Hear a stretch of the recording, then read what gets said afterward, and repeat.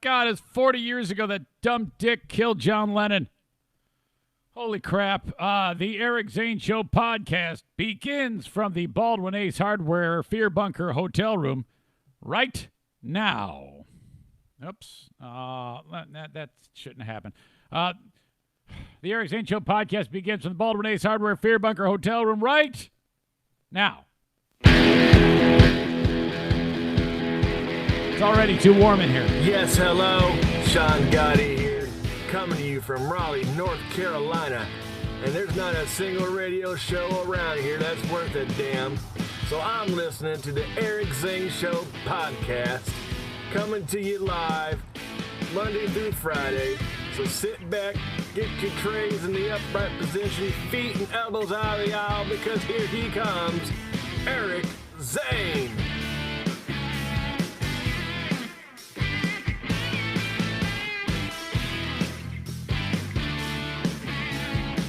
All right, why didn't I get after it right there? If you're on the live podcast, you can see it. I showed them the incision.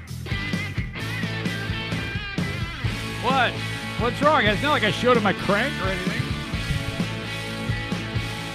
Welcome into the Eric Zane Show podcast. This is what happened.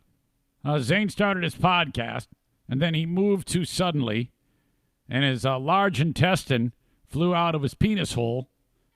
And when you laugh, it makes me laugh, but that's okay. Watching me struggle through laughter is funny. Zane moved too fast. Yeah, that's what happened. His large intestine flew out of his dick hole, and now he's dead on the floor. Diana's trying to give cardiopulmonary resuscitation to Eric's colon that just flew out of the tip of his wiener.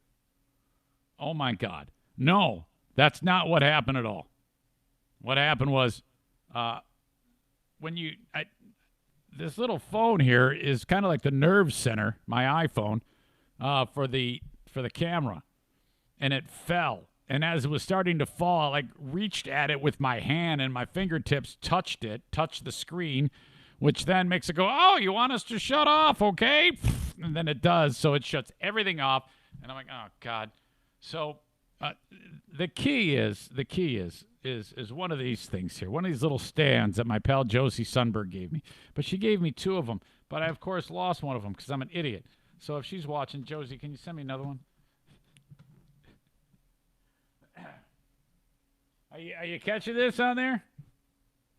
Are you looking at Pinterest or something? Are you looking at? Because I was going to get into how I was showing them my scars. No? Can you see me on your phone? No. Oh, you're not looking at that. You don't care. Okay, so the Eric Zane Show podcast has begun. I'm not going to go and restart the show. I don't have that type of energy. And just so you know, the energy level is going to be just a skosh off. Okay, I'm just going to say that going into the show. That, frankly, me sitting around cracking jokes and getting losing my mind about various things requires a high degree of energy, believe it or not. And so, I'm just running at a little bit of a low ebb, okay? But that's okay. I still have a lot of great things planned for you on this show. I'm doing it a little differently today. You may notice that normally I start with, all right, here, let's get 3 sponsors right out of the way, but I'm kind of changing that up. I just wanted to welcome you in, first of all. Hey, what's up? Okay. You can't go sneaking up on me like that. You are sneaking up on me. I see out of my peripheral vision someone come walking up to me. I feel like you're going to stab me in the face. Don't show me your butt. My God. All right. I don't know where I was. This is how it's going to be today. I'm telling you. Oh. Let's just get to this, because I was supposed to start this show yesterday. And oh my gosh. Let me just detail to you, with you, how this unfolded of this terrible, terrible thing, man. Oh my God, did I feel like crap. And so I ended up not podcasting yesterday. But, so 6:30 comes around, 6:30 here in California, which is obviously much later in the start time for a normal show. This show is starting at around 11 a.m., which, by the way, I was ready to go at 11:01 today, Michigan time. That's only 1 minute late. And then all hell broke loose. So I feel pretty good about that. But, excuse me, whenever I burp or any type of, you see me like maybe do something like that, a gasp for breath, that all hurts. So bear with me here. I kind of feel like garbage, but in a good way. In a good way. Trust me. I'm going to detail all of the kidney stuff coming up here as to how that day went. And I'm going to detail all the stuff with Jeffrey. And Jeffrey is going to join us. So get your notepads and pens ready and count out how many times he says, man, oh, man, man, Eric. And here's the thing. Jeffrey's like all worried because he was all like doped up when he was on the show last time. And he's like, oh, man, man, my energy was way low. And, oh, man, I'm so embarrassed. I'm like, oh, come on. The dialysis machine just spent half the day sucking the life out of you, for God's sake. Give yourself a break, you schmuck. It was a perfect example of how you needed a sound to show the desperation of a person who is experiencing stage 5 kidney disease and a slow death, for God's sake. I've got so much good news about that guy. You're going to crap your pants. And I won't share that stuff until I get him on here on this podcast with me in a little bit. But so last night, not last night, but 2 nights ago, it was Sunday night, and I prepared somewhat about what I'm going to talk about on this show, and I'm going to get into things this way, just little basic stuff. And Dinah's kind of like tapping her foot. She doesn't want me to do anything. Doesn't want me to go back to work. And I'm like, oh, shit, I'm just sitting here talking, for God's sake. This isn't that big of a deal, is it? And so she's kind of playing the nurse thing, and she's done a great job at it. I mean, really, she takes care of me. We're kind of like partners here. And so, yeah, again, I can't thank her enough. But so Monday morning comes around, and I notice I feel like a slight headache. And no big deal. And I just thought, I just need some coffee. But that doesn't really make sense because this is about the same time, because I'm used to it, that I would get coffee every single day. So if I were to start to have a headache, it wouldn't be till like later in the day, So I get up here and I'm moving around doing my thing. This is 6:30 California time. And I'm getting the room ready here. I want it to look a little bit tidy for the camera. And then did I say to you, honey, I don't feel so good? Or did you just notice me? Even before you got out of bed, you said, Come over here. No. Come here. I need you, man. I need you because I'm trying to tell a story. You can't just say no. You can't say no. What do you mean no? It would just be you. If you were just hold on. If you were just you can take that off, by the way, that sock thing, and you can pull the mic down. If you had just talked from back there, they wouldn't have been able to hear your sweet voice, and everybody wants to hear you. You can talk. I can talk now? Yeah, I didn't Is it say my you turn? couldn't talk. I didn't know if it was on. I got this. Is this thing on? Yes, it's on. It's on. No, you weren't even out of bed yet, and you go, oh, I have a terrible headache. You go, I need some coffee. And I'm the one that said, well, you don't usually have coffee at this time anyway. Oh, you that said that? Yeah. I thought that. No, I'm like, well, so I don't think it's the lack of coffee that's giving you a headache. So you thought something was wrong right away. Yeah. And then you get up, and then you're sitting on the edge of the bed, like, with your head in your hands. I'm like, oh, no, this is not good. And then it all just went downhill from there. I went and got you a cup of coffee. And when I got back from getting you a cup of coffee, you were in the bathroom sitting on the floor by the toilet. Don't make me laugh. Yeah, it was, okay, thank you. I'll probably come back to you. You should probably get a chair. Come sit in here. No, I can get a chair. I don't have a chair high enough to reach anyway. All right. I'll just when you need me, I'll come back. Just bring the microphone over there. You can take the microphone. You can sit it on the bed. No? I'm fine right now. So she comes into the room. She got a cup of coffee on the floor. My head is resting on the rim where where pee droplets hit, I did have enough sense, though, I swear to God, to take toilet paper and wipe it just in case there was any dried urine crust cakes on there. And it's all from my crank anyway, so it doesn't matter. I've had worse. Well, no, I probably haven't. But so and it was just so cold on my head and felt so good, and I'm like, okay, this is not good because I gotta puke, and that is a very, very painful thing to have happen. Now, I'm sure that what they did for stitches and glue, because that's how they put me back together, was stitches and glue. These steri strips that they actually glue on the outside surface of your skin, or what holds your outer layer of skin together. And they're still on there now, but inside it's a numerous obvious in and out stitches that'll just dissolve over time.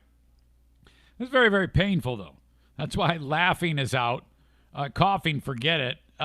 Sneezing is, wow. There was a couple times. You ever try to suppress a sneeze? Not fun.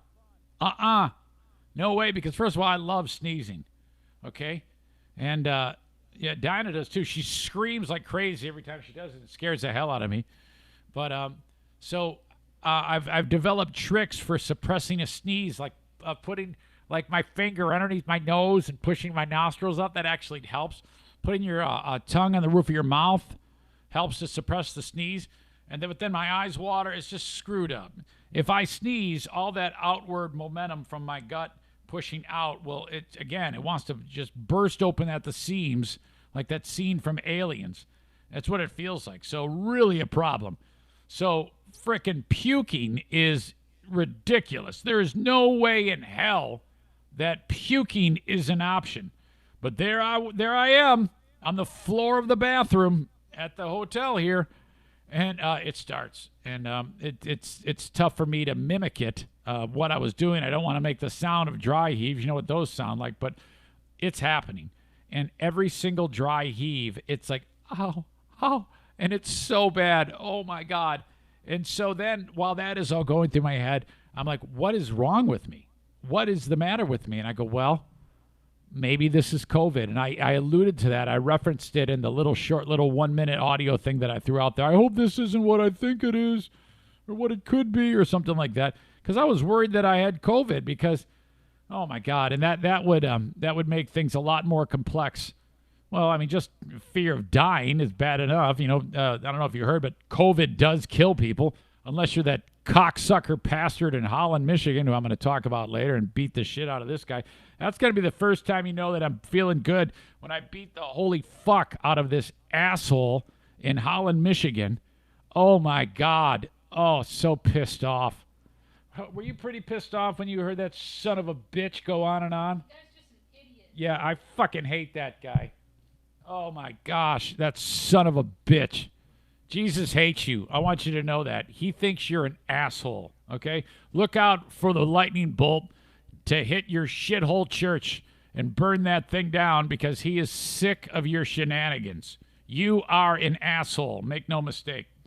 Anyway, I'm already stealing my own thunder from that bit. But where was I? So, yeah, I was just, and it was terrible. And Diana comes in, and so we make the call. And this is not a call that you want to make, because that's like you actually call the emergency protocol. There's a laundry list of things that I can do if things go wrong. And it says, if you feel nauseous, call this number. It's like there's a whole, for whatever thing that's bothering you. If your stitches break, call this number. If you have a fever, call this number. If you are nauseous, call this number. Oh, shit. So I call the number, and a little bit of time passes, and I get, I'm actually fall asleep. I wake up, and Diana's talking to, was that Dr. Grish? This is the surgeon who worked on me, on my, during the whole thing, the urologist. And he goes, okay, well, if you puke, you have to go to the emergency room. I go, what? He goes, it could be a sign of an obstructed bowel. I'm like, well, actually, thank God, because I'd rather have an obstructed bowel over COVID. If it is an obstructed bowel, they go in again and unobstructed. He goes, something could have got bent, and we were putting you back together again like Humpty Dumpty. I don't know. He goes, have you been going poo? I go, yes. He goes, okay, well, it's probably not an obstructed bowel then. What medicines you been taking? I go, well, I've been taking the Tylenol, and I've been taking the Oxy. And he goes, oh, okay, you're still taking the Oxy. I'm like, well, yeah, you told me for pain. He goes, I told you for severe pain.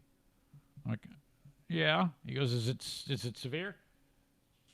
In fact, it says take 1 tablet, 5 milligrams total, by mouth every 6 hours as needed for severe pain.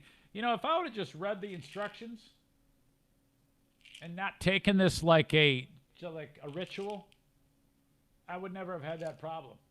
I don't think. It says if you're on a pain scale of 7 to 10, take the Oxy. So I don't take it all day, but then when I lay down to bed, because I think, oh, well, I'll double up on my pain medicines. I'll take the acetaminophen, the Tylenol, and then I'll also add in this, which is okay if you have severe pain. I didn't have severe pain. It's uncomfortable, but it's not severe pain. So this is my fault. I'm pretty sure, and so is he, that this was a reaction of the Oxy, which this is a, I was talking with you, Diana. People who are on the street would kill to have this bottle. We could probably go get a hand job out on the street from the homeless people with this Oxy. She's just looking at me like I'm an idiot. I know I've done well when I get this look on her face like, shut up. Shut up, you sick asshole. So I'm 99% sure it was the Oxy talking. And then so I didn't, I laid down there and I slept till 2 p.m. yesterday. Oh, my God. Back half of the day I was fine. But I'm done with that. My God. People just kill for this shit, but are we doing it wrong? Is it because I only took 5 milligrams? Maybe we need to take a mega dose to get high. Is that what you need to do? Or should I eat the rest of the bottle? No? Not a good idea. Okay. Not a good idea, she says. So that's what was up yesterday. That's what was slowing me down, man. Oh, my God. I still need to tell you the story about the great kidney giveaway, okay? Everything that I went through during that whole process and what Jeffrey went through. But before we get to that, I'm kind of moving things around here and what I plan to talk about. I'm going to get Jeffrey on the phone to talk about the great kidney giveaway. I'm going to do that momentarily. Get him in here on the phone and just basically, he just loved to talk. This is fantastic. I'm going to save a lot of the highlights of what happened in his world once he got the kidney for when I talk to him. So that'll be just a second. But plenty more to get to on the show. Again, I'm a little bit out of sorts. I apologize for that. You can probably pick up on that. I might look a little different. Do you think I look any different? No. I feel like I'm a little. I feel like I look fatigued. Yes. Like I look tired. You look a little fatigued and a little wore out. Yeah. And truth be told, I want to say that I won't be here for 2 hours today because I get really tired. I mean, like that type of tired. So, but hang on. It's very important that I keep my back straight because if you saw in that first take 1 video, the incision, which is just above my pubes, it wants to like curl up on me. So if you just fell out of bed. You just fell out of bed. How did you manage to fall out of bed? They can't hear you, so if you're going to make a big fuss about it, you might as well scream. Who just falls out of the bed when they're awake? I mean, I was trying to reach my coffee. come on, man. Pellerito said that you trip and fall over things like air and feathers. Falling out of bed, I think, falls into that. I put it in the corner. Hey, can you do me a favor? No. Can you hand me this microphone here? I can't reach it. I got to get Jeffrey on the phone. Pardon me?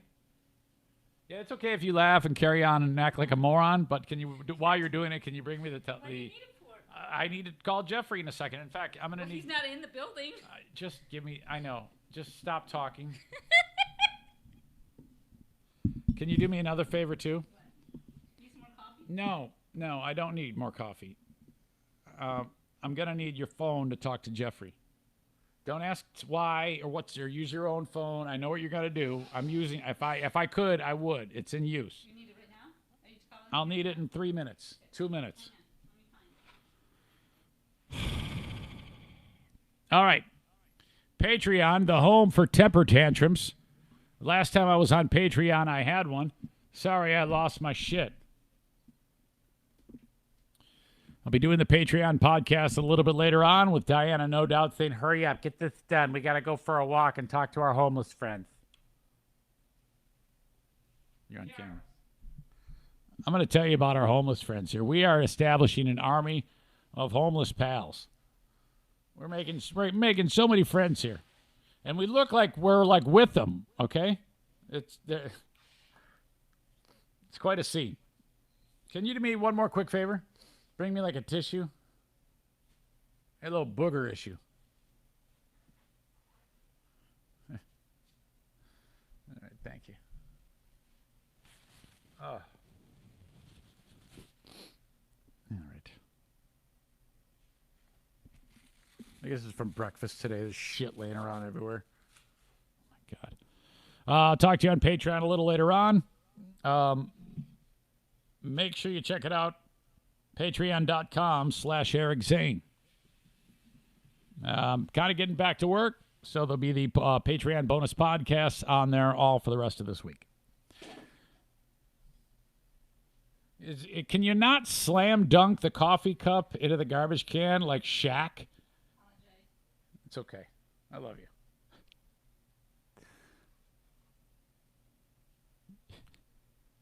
Kent County Health Department says, hey, they're dealing with all these cases of COVID. They would love you to call upon them if you need any assistance. AccessKent.com/health is how you reach them.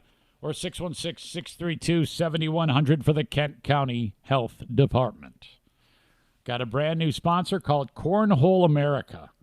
Now, with the name Cornhole America, you'd think that this is some big, giant company with distribution points all across the USA. Nope. It's one dude named Jason and a crew of people he put to work manufacturing these cornhole boards in Cedar Springs, Michigan. I went out to his factory and saw how he does this. He manufactures everything by hand. He has a CNC router that cuts all the wood parts. They assemble them. They print vinyl decals, which go onto the cornhole boards that are set to professional standards. And you can put anything you want onto a cornhole board. Anything you want onto a cornhole board. Somebody's getting married. You know, you got the husband and wife on the cornhole board. That's a great touch. He does that all the time. He's also the leader in cornhole tournaments. Reach out to cornholeamerica.com and ask how they can run a tournament for you, your own cornhole tournament. That is an amazingly fun thing that they do. Well, I just partnered with them. In fact, I'll put in the links of the show comments in the at the end of the show on the audio podcast, the link to the Eric Zane Show podcast set of cornhole boards with me bent over where my asshole is where the cornhole actually is. And, man, I just am so excited to have these guys on board. If you need a set of cornhole boards, get them done professionally, made out of Cedar Springs, Michigan, by just a great group of guys at cornholeamerica.com. Even the bags can have whatever you want on the bags. Everything is handmade. I saw the sewing machines. I saw the vinyl graphic printer thing there going on. I see the guys assembling them. They put them in a box by the front door. UPS man, a UPS guy or girl picks them up, takes them out the door to anywhere in the USA. If you need a set of cornhole boards, do not go to like the big box store or whatever and just buy a shit pair. These are top of the line cornhole boards that will last forever. Cornholeamerica.com. Couple more here. Shoreliners wants to stripe your parking lot. Shorelinerstriping.com. Thank you to them for being on board with the show. And A&D Cleaning. A&D Cleaning at 616-550-3644. If you need the home clean, call upon A&D Cleaning. 616 550-3644. Anywhere in anywhere in West Michigan, call upon them and they will help you out. It went dark. Can you either give me is it 0309?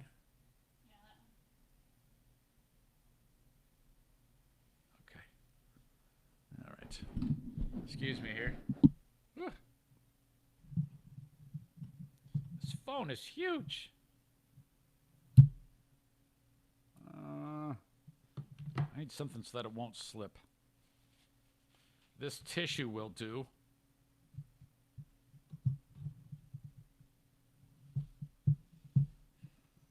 Okay, this is embarrassing.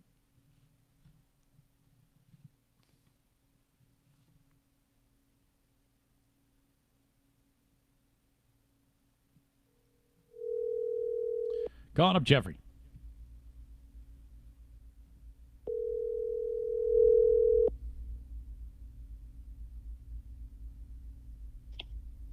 Hello. Jeffrey, good morning.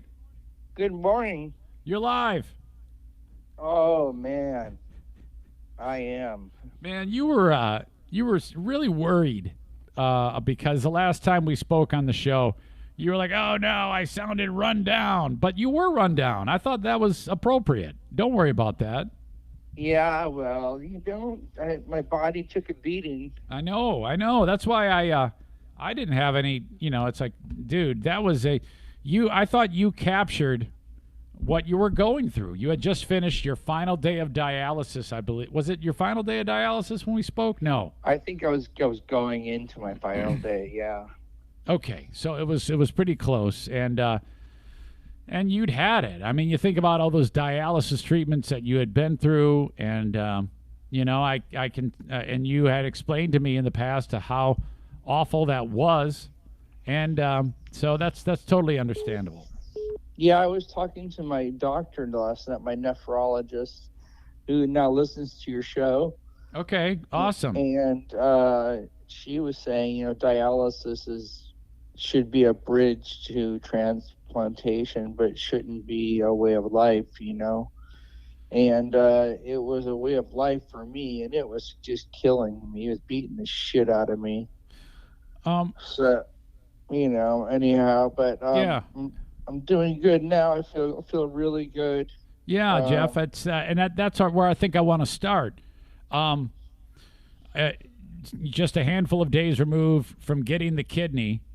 Take us through what your body is doing and how are you feeling?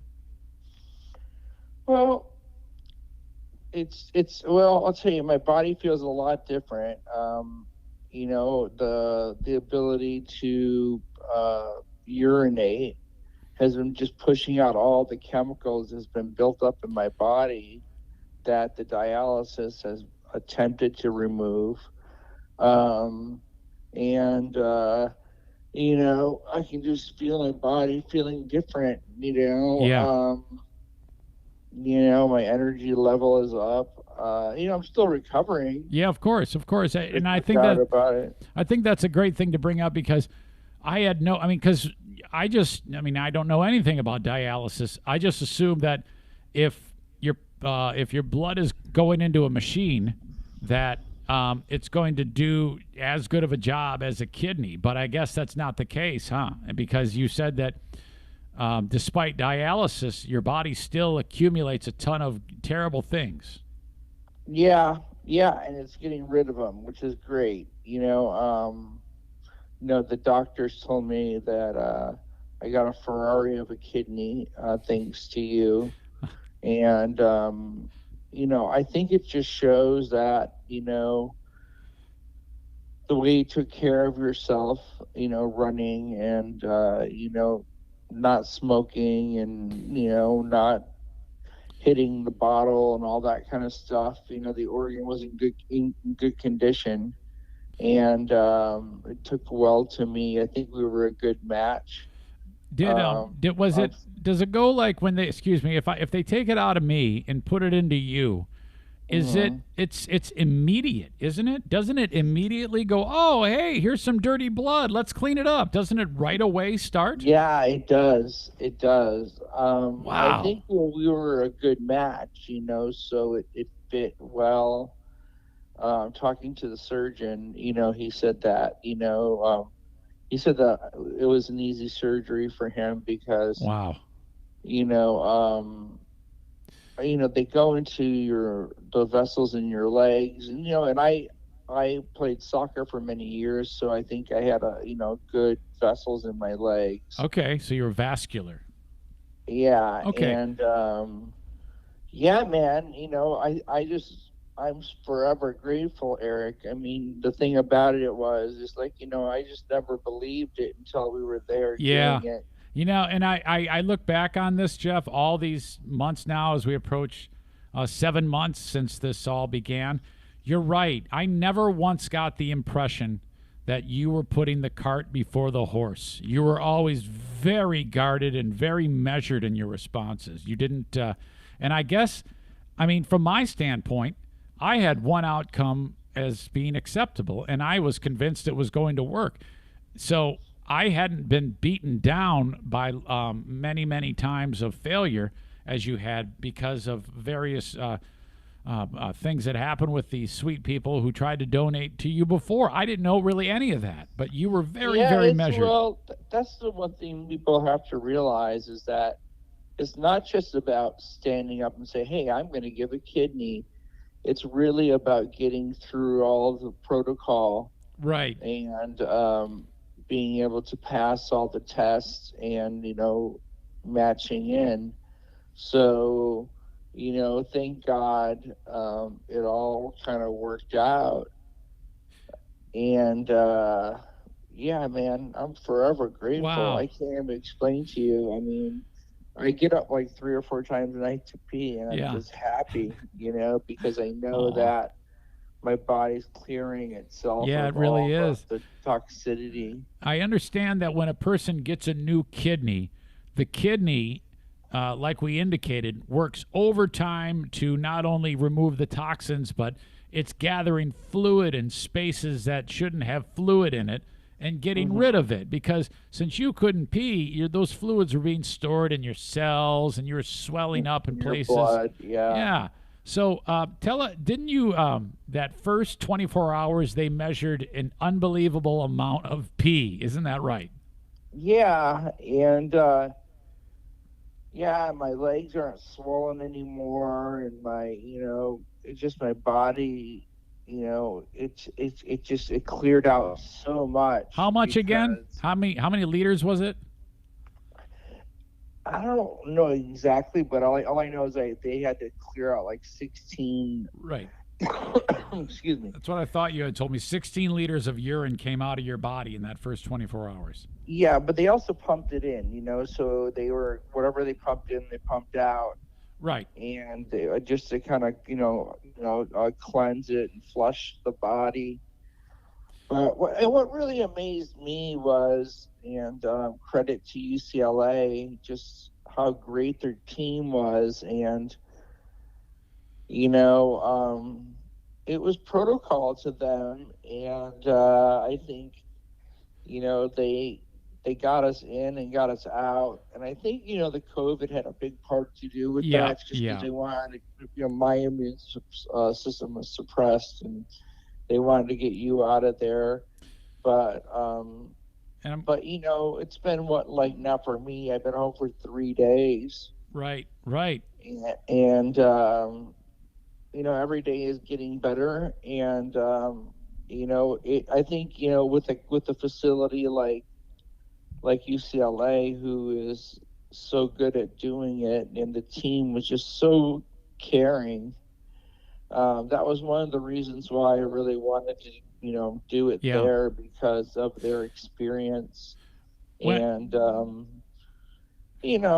everybody,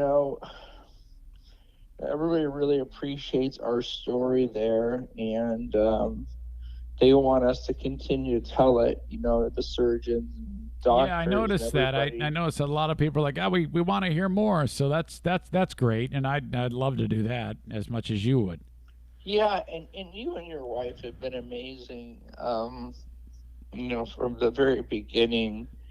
Diana and you guys are like a power couple Oh, thank you. Well, of yeah, caring. she's a great teammate, and I mean, she's just as important in this. I mean, I mean, when I revealed the information to her, her quick willingness and quickness to say, "Yeah," I mean that had a lot to do with it. I'm not going to lie, because I didn't want to be in the spot where I had to convince my wife that I needed to do this, and I didn't have to because she was so wanting to do it herself.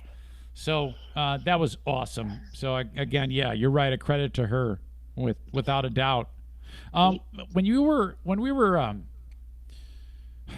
so when I first told you, hey Jeffrey, I think we want to donate. I mean, I was obviously full of optimism, and you were full of I guess a little bit of hope. But how much do you think, like percentage wise, that this was going to work? Well, it's interesting. I brought people to UCLA who were very healthy, and they were just nitpicking through the people. Um, and I just didn't know where it was going to go. So I always had that shield up. Yeah. But what I don't want to do is not encourage people to step forward and try to test. And I mean, look we know each other from when we were little boys. Yeah. We were out of touch for a while, but I just think, somebody out there can save somebody's life. And I think the bond that you get from doing it is just as incredible Yes. as you and I can talk about. But I really want somebody to understand that donating a kidney, is just the biggest gift of all. And also, you live well. You actually, I think I read you live even longer with one Yeah. kidney. Yeah. That's what some experts say, that the people who do this, they tend to live a life from that point forward with a little bit more of an understanding about the important things in life, which helps with their mental well-being, which goes a long way. I mean, let's face it, we've all been at our wits' end for whatever reason. For some reason, it helps people in that regard. And hell, I need all the help I can get. So thank you for that. No, it's vice versa. It's a two-way street. And I think not the people that are in my world are forever grateful to you, because I get to continue to kind of work and be creative, and continue doing the things Right that I on. love as I heal. Mm-hmm. And the people around me are grateful for that. And I think I just want our story to encourage somebody just to call and fill out the donor sheet. It doesn't matter if you're accepted or not accepted. At least you go for it, and you have an open heart, and you want to help somebody. And that's what we've always wanted. And I know with your audience, only if we can just save one life, I think our job has been done. Right. Yeah. That's kind of been my philosophy about this whole thing going forward too. And I think we're just getting started on this. I mean, there is as you and I, we kind of nurse our little wounds and get back after it. We're going to be a force. We are going to be a absolute force, my friend. And I am eternally grateful for the friendship that we have, and it's been an absolute pleasure. Vice versa. And just to get somebody off that dialysis machine and give them hope. Hope is the most amazing thing in the world. And I've always had the hope with you, but I was always cautiously optimistic because, there's other universities that are more flexible and lenient. but UCLA has an incredible track record. And I wanted to kind of, take my time and go through them. But there's lots of places, there's lots of people, there's people all over the country that have to get up every day and go to that dialysis chair and sit in that chair and get their blood sucked out of them. And they just go home drawn. They have no energy to be with their family. They have no energy to do what they love. And they're just holding on to life. And as we go through this whole, pandemic and craziness, you can help somebody, get off that chair and give them hope. And really create a bond that probably will be forever. So I want people to think about it. I want people just, be brave. There's nothing more brave than saving somebody's life. Absolutely. Thank you. And then listen, I want you to know that it's funny you mentioned about people just going out and doing that, even if they don't have anyone in mind. On the day that we had our operation, a friend of mine reached out to me and he goes, "You won't believe it. I know 2 people today who donated kidneys." And I'm like, "What?" He's got a pal in Detroit, and his wife did this sight unseen to with no recipient in mind, just gave, and then it wound up in someone. In fact, his wife was the first person at Beaumont Hospital in Michigan to do it that way. It doesn't happen that often that people just walk in and say, "Hey, take my kidney out," and doing it that way. But so to your point, the National Kidney Foundation is an organization that I've been directing people to, because that is kind of like a catch-all for the local the regional organizations that can point you in the right direction. Because obviously, some people, if they live near like Michigan, they might go to Michigan.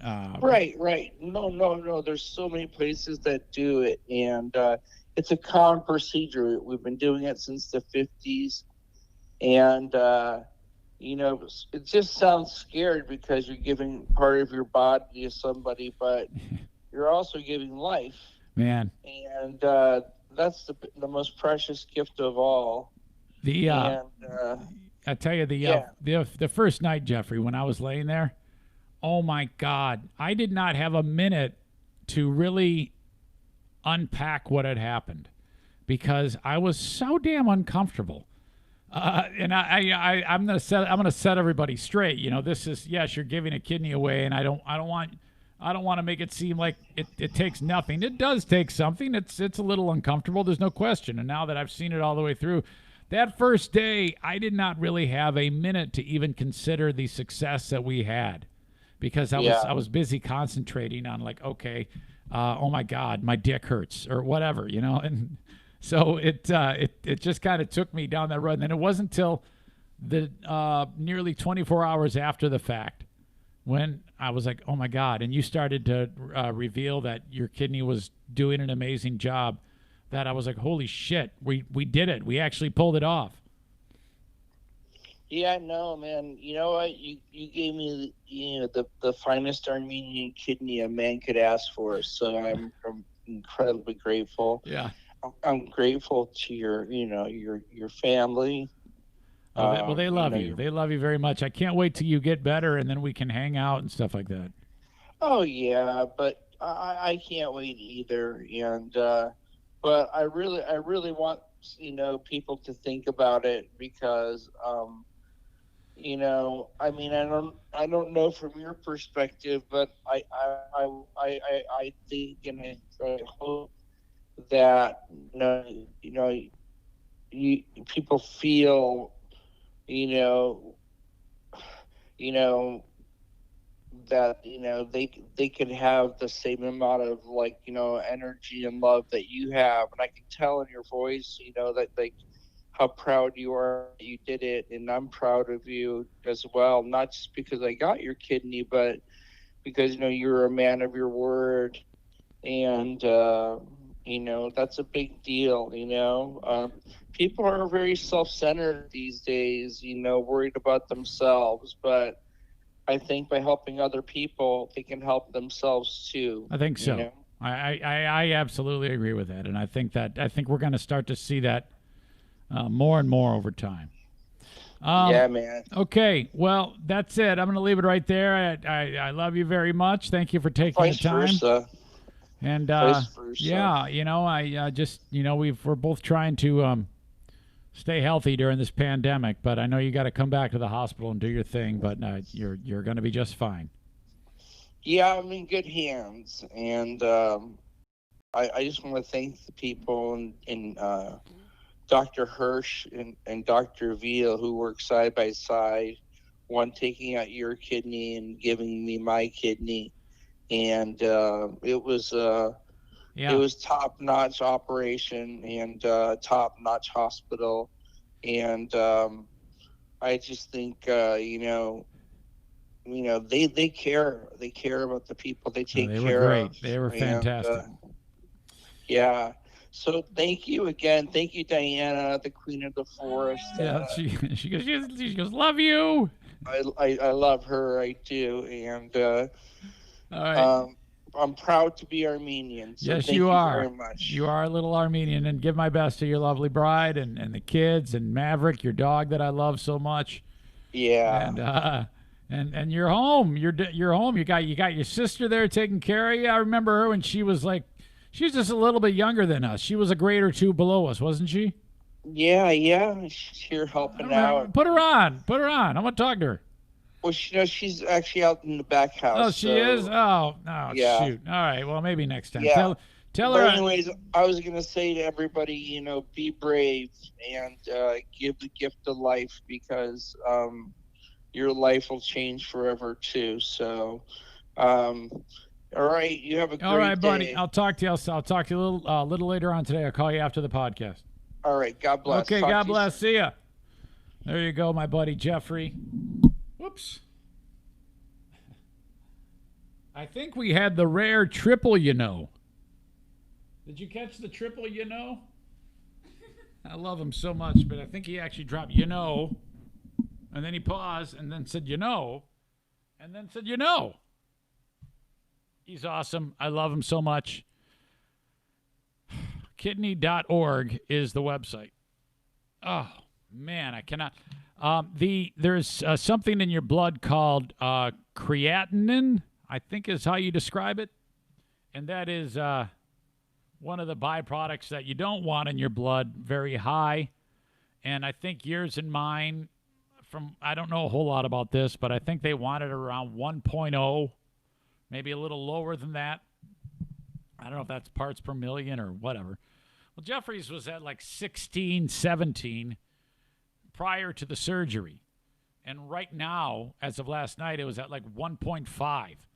So just the whole idea of this organ has such a masterful way of doing its job, and that we have, over the years, have created this dialysis machine, which sounds like that thing is just doing a horrible job. It sounds like we need an upgrade to that. There are some people that are, I think Elon Musk is being petitioned. People are challenging Elon Musk to make the artificial kidney. Why is it taking so long to make an artificial kidney? I need to look into that some more. Not that I'm going to make it, but I want to, why? I wonder what is going on there. But he's good to go. He is good. So thank you, Jeffrey. You know what happened the other day? I had a guy reach out to me and said, hey, I want you to do a cameo. And then I forgot. That's never happened. And so I owe him one. I'm going to do it for free. And so I promised not to do that again. It was kind of like right about during the getting prepared for travel for the Great Kidney Giveaway. But cameo.com/Eric Zane. If I wait long enough, I'll do it for free because I'm an idiot. Hire me to roast your friends. Happy birthday. Who knows what. Wedding announcement. Yeah, you got a new job. Whatever. Somebody needs just some words of encouragement. I even do those. I even keep it clean if you want me to. The choice is yours. Just hire me at cameo.com/Eric Zane. Never been a better time to get a mortgage. That is the Mario Flores Lakeshore team of Van Dyke Mortgage, found at 231-332-6505. No matter where in the listening audience that you are, Mario will do a hell of a job for you. Okay? Make sure you tell him, yeah, I'm in Albany, New York. Eric Zane told me to call. I'm looking for my first mortgage. 231-332-6505. Okay. F45 training in Byron Center, Michigan is saying that, look, when the time is right, you're going to be needing to get back into the gym. And the structure, the technique training on display by the instructors that are at F45 is what we all need. Because, when they're telling me to do one thing, I'm doing it like wrong. And they're like, no, you dummy, you're going to hurt yourself. You're hold the ropes this way when you move them up and down. I'm like doing it sideways. F45 training in Byron Center, Michigan. Their website is f45training.com/Byron Center. You can sign up for 1 week free there at F45 training. And then, of course, my friends at Stella Fly. S as in Sam, Tella Fly. StellaFly.com. They teach your small business, or medium, or large, how to engage social media appropriately. In order to get more people into your business, okay? If you're like, if your reason for why you don't utilize social media to tell the world about what you do is because, no, man, I like to do it old-fashioned. Okay, well, I guess old-fashioned means poverty, because that's what you're going to have if you don't have what everybody is using to get their information. Do you think people tune in the old radio and go, I wonder what ads are on the radio today? No. First of all, nobody fucking listens to the radio anymore. So where are they going? Well, most people get all of their information from online resources. So if Cornhole America is showing up on someone's feed, it's because, well, they've asked for help from the Eric Zane Show podcast or a great group for StellaFly.com. StellaFly.com for more information about marketing your business the right way. Okay? Okay. Hang on. Need a little water. A little parched. I'm prepared. I've got water. Hang on. Need to turn this down so you don't hear me drinking.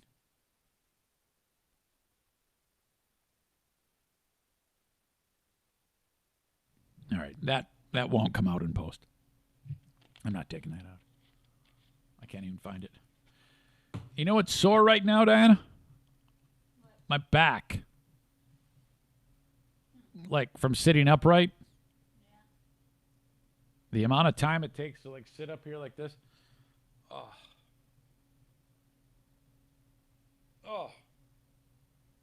Things are popping that shouldn't be popping. Oh.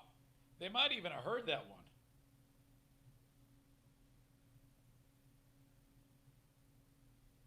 Oh. This is my break. This is my show break. Okay, if we can just get through this. Are you watching this at all? Is it looking bad? Is there any complaints? Is Amanda revealing the end of the stories? I don't think so. No? I was so pissed it was a week ago. Oh my God, was I pissed. Yeah, that was bad. One more. I got to avoid letting that stuff get to me.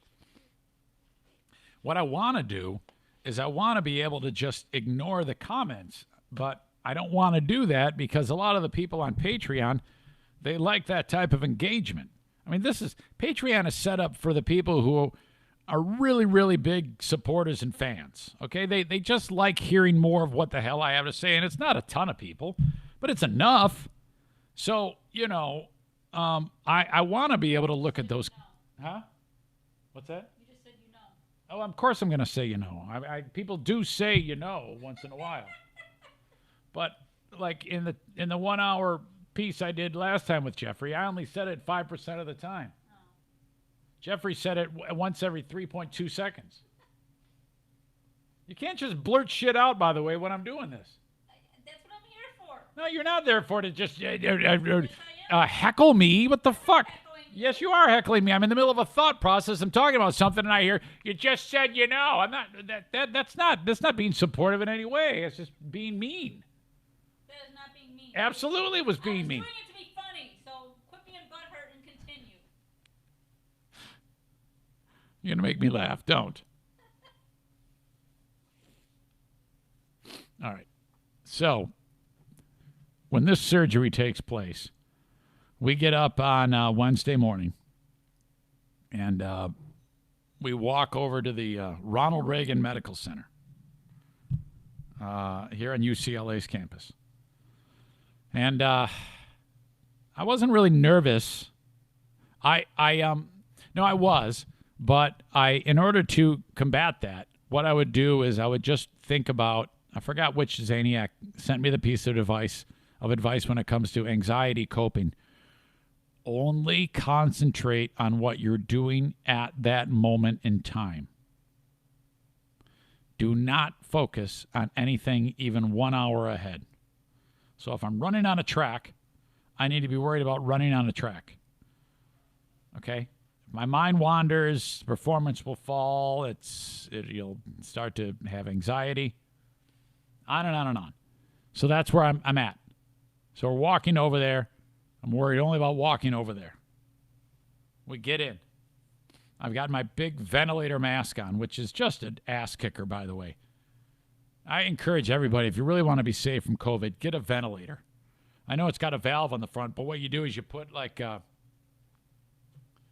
paper mask over it. For God's sake. And then you're safe. You do it like this because, you see, yeah, this is more expensive, but you are 100% of particles are filtered out. This is how it is. Because, okay, this is like N95 material, and they are replaceable. And then this is like charcoal, which, you know, can filter anything. And then the air comes through that double filter into here. You breathe it.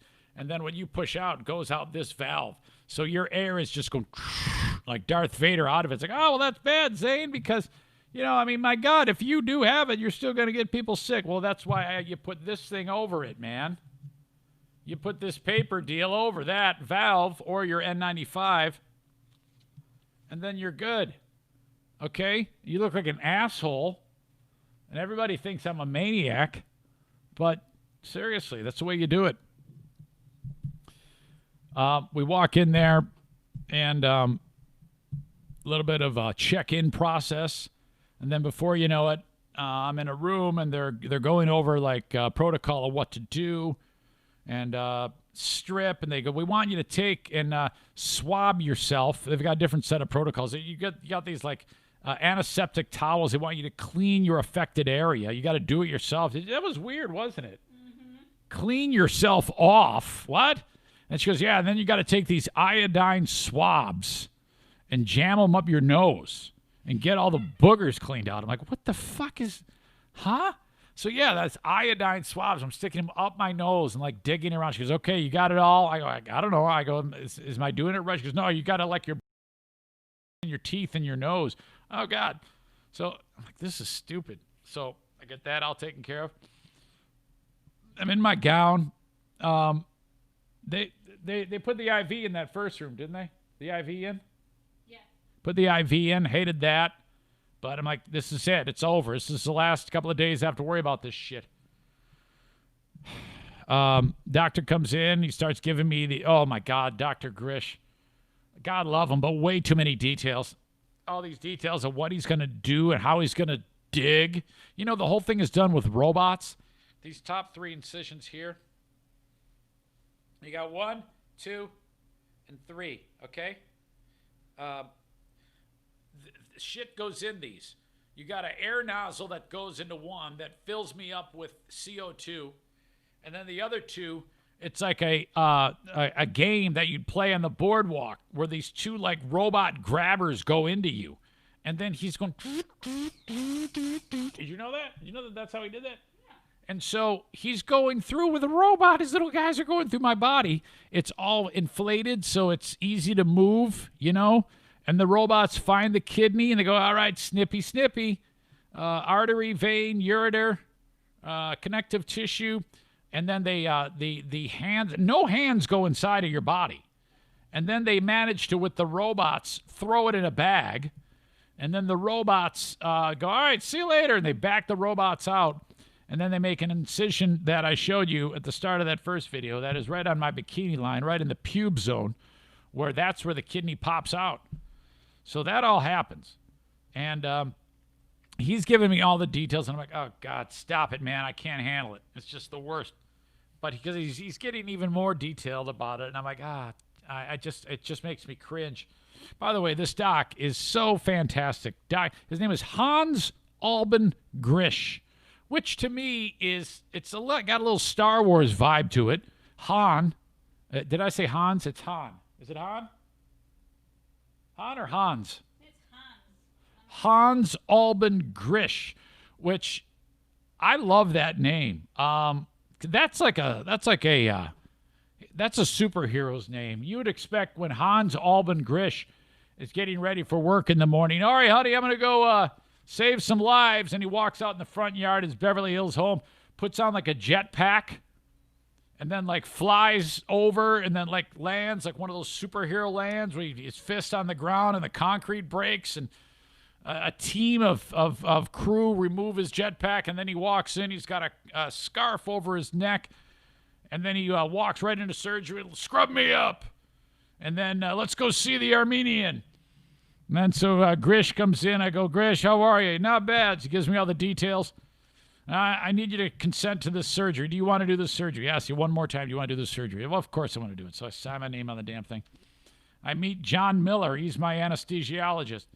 John, how are you? You going to take care of me? Yeah. All right, great. I got a bunch of nurses who are just all young, looking at me like, oh, man, I can't wait to see this guy's dick. She's just looking at me like I'm an idiot. Did you notice that? So, side note, there was when I was getting ready to leave the hospital, I'm in a wheelchair, and I'm at the elevators, and this young lady, she's a nurse, and I don't know who the hell I don't know if she's a nurse. She's just wearing hospital gear. This is the next day, and I hear, hi. And I go, oh, hi, how are you? And she goes, fine. And I go, okay. So I'm like, why the fuck is she? Did you notice that? Did you think, why is she saying hi? Well, right away, I think she's just giving me hard eyes. But then she probably realized, hey, he probably thinks that I'm giving him hard eyes, and there's no way I am because he looks like a ghoul. But so I might as well tell him why I'm saying hi to him. And then like a minute goes by as they're waiting for the elevator. She goes, I'm Lauren. I was one of the crew that operated on you the other day. I go, oh, my God. Yes, of course. You don't really think I'm hot. Thank you very much. I appreciate you. Off we go. So there's an army of people that are working on me. And then this guy, John, the anesthesiologist, this is where it starts to get foggy because it's now time. And all right, I have questions for you. I might need you over here because this is all murky to me. Can you come over here and help me? Take your time. Slow down. Seriously. Here you go. You ready?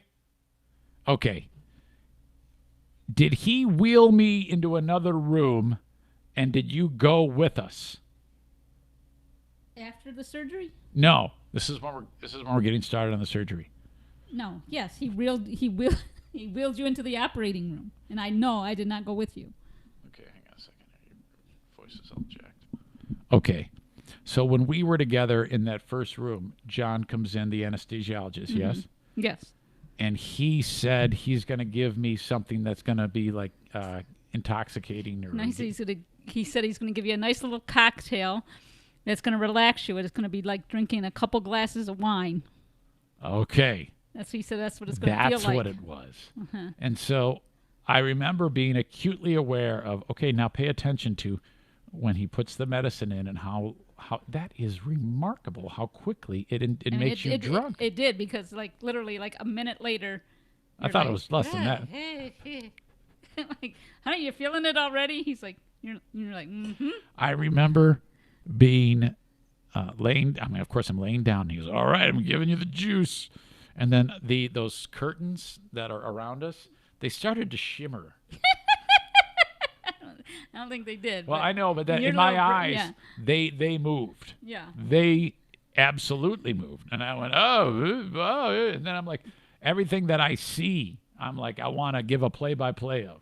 And so, do you remember then? So then, he's like, okay, we're off, and then so we come out of your room, and right next door is Jeffrey, getting ready for his surgery, and you go, hey, I want to say hi to him. So he stops.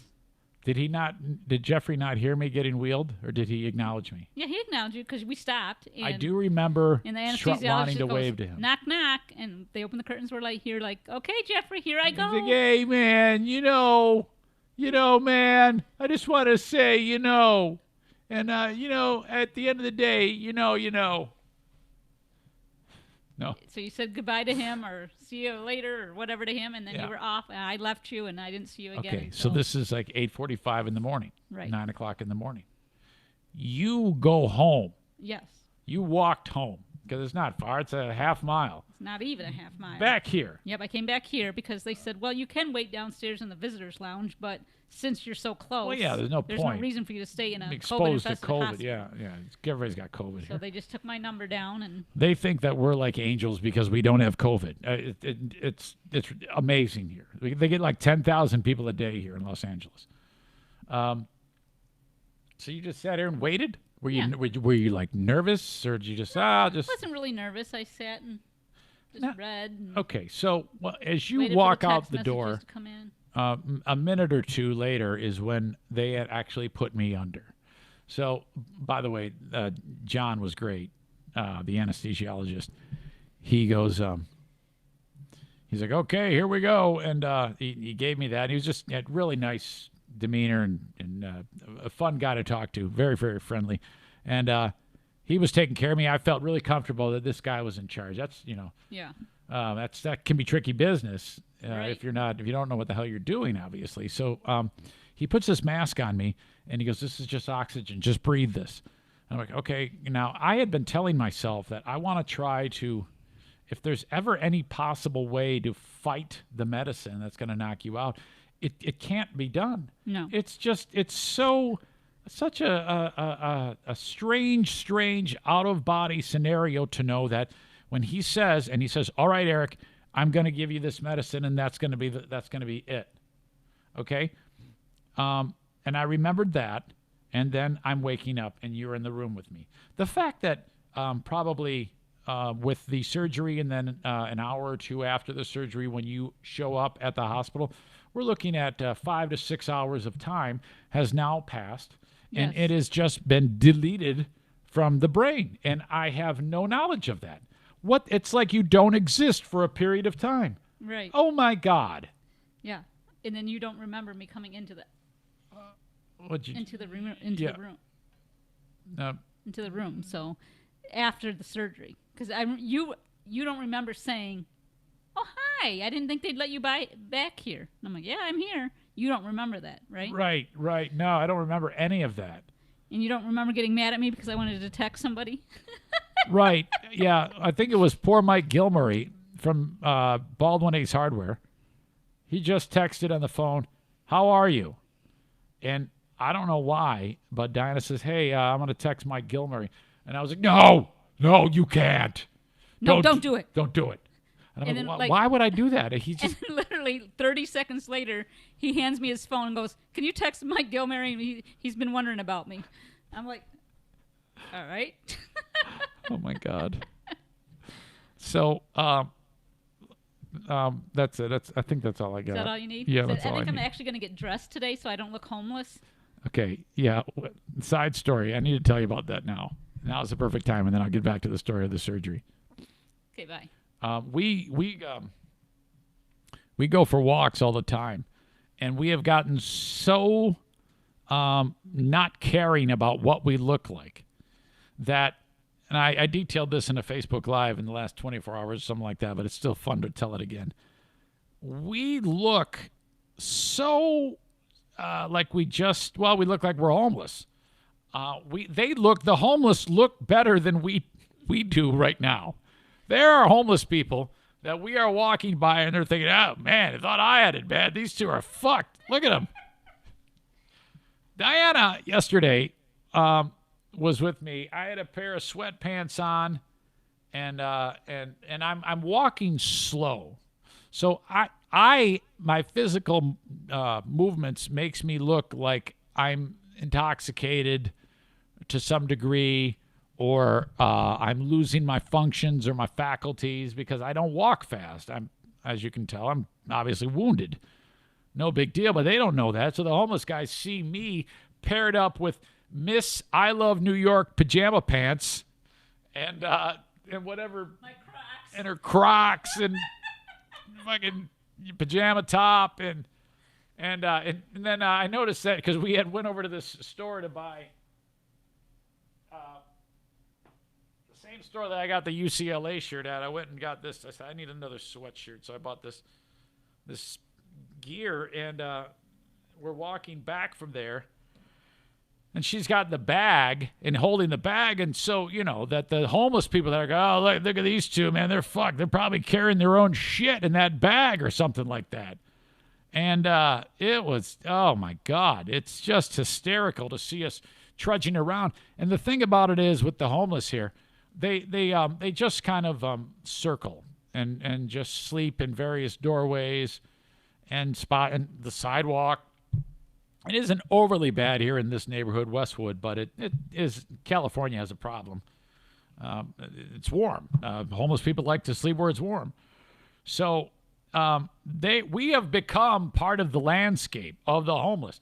The homeless think we're homeless, and the people that aren't homeless think, oh, there's some new homeless people that just moved into the neighborhood. Look at these two.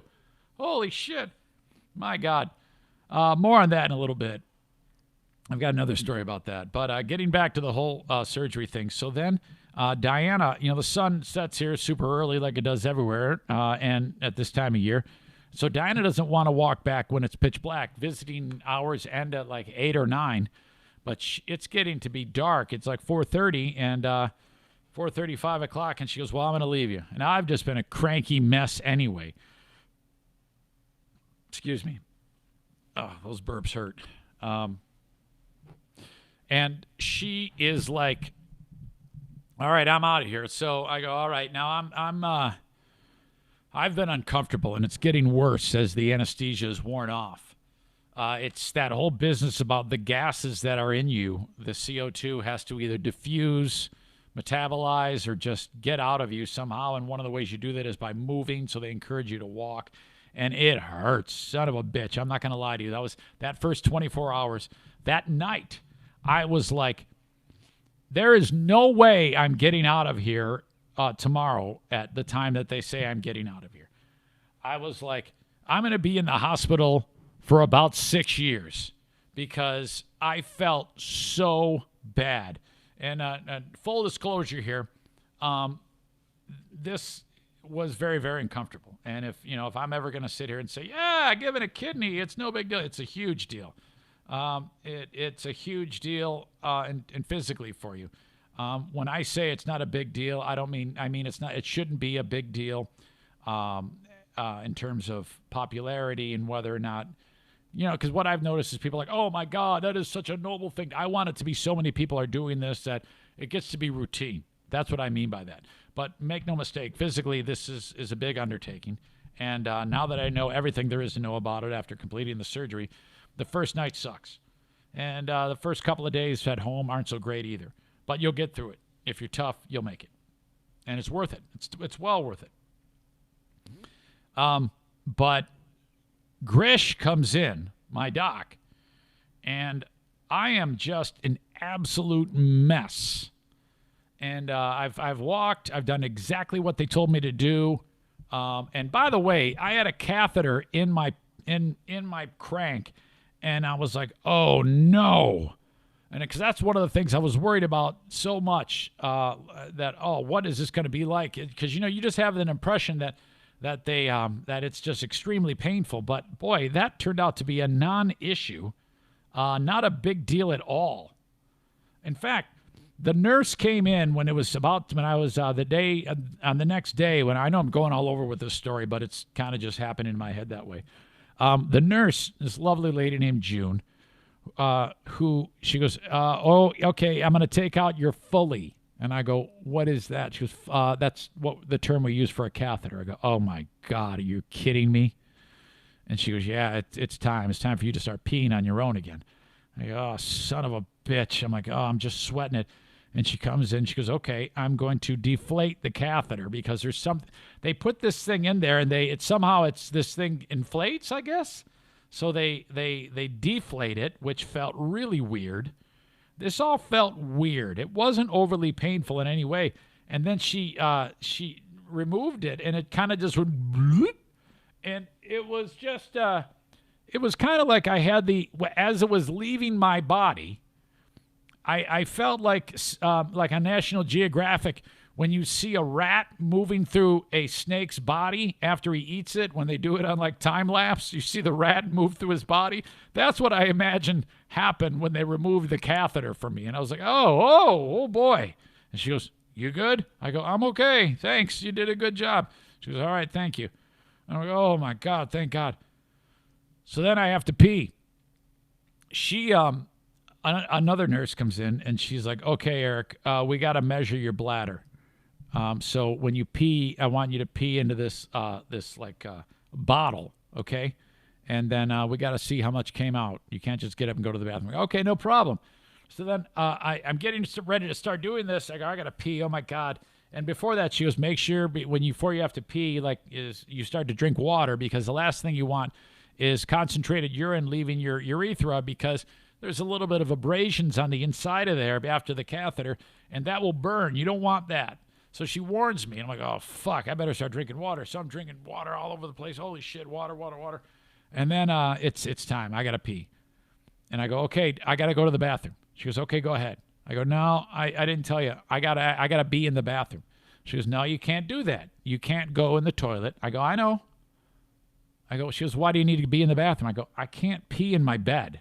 She goes, why not? And I'm thinking, well, because I'm not a fucking animal. No one pees in their fucking bed. And she's like, just pee in the bottle in the bed. I go, yeah, that's not happening. Why? I go, I can't. Okay, this is an Eric problem. This is in my head. I need to actually be in a room where there's toilet, paper dispenser, sink, tile floor, a place where you put the tampons. I need to be in the room. She goes, but you're not going to go in the toilet. I go, no, I'm going to bring the bottle. I'm going to stand there next to the toilet and pee in the bottle. She goes, that's the craziest thing I ever heard. I go, well, okay, fine. Don't judge me. That's how you're going to get your urine. Don't worry about it. So sure enough, man, I head into there with my big IV thing and my socks and my dick hanging out and my ass hanging out, because you got this stupid gown. I don't care anymore. The whole place has seen my dick. Everybody's seen it. Everybody's touched it. Everybody's like, oh, man, take a look at this dick. Holy crap, let's get the catheter out. Oh, man, hey, who wants to touch his dick next? Oh, this guy's going to touch it. All right, these dudes are going to touch it. Everybody's seen and touched my dick. I get into the bathroom, and I'm like, oh, God, this is it. I'm worried about it burning. Now, again, everything has gone flawlessly up to this point within reason. There's been some little hiccups, like the gases. That was hurting me earlier, but I'll get back to that a little later on. I'm standing there like, I got to pee. Oh, my God, here it is. Now, you don't want to force anything out. Now, the one kidney thinks, everything's great here. Nothing is wrong. Nothing has happened different. Maybe the workload has increased a little bit. Where's my buddy, the other kidney? He's gone. Holy shit. And I start to pee. And it just goes drippy, drippy. No real splashy. Just kind of tinkle, tinkle. No pain. Nothing. And the pee is like not at all yellow.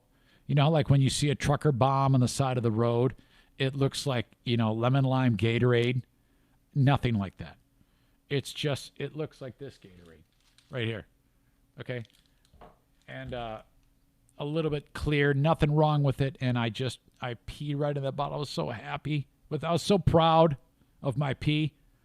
I walked out of there. I got it. I got my pee, and I get back into the bed, and that happened. Every time I would do that, I would pee there. I'm not gonna pee in the bed. Who the hell pees in bed?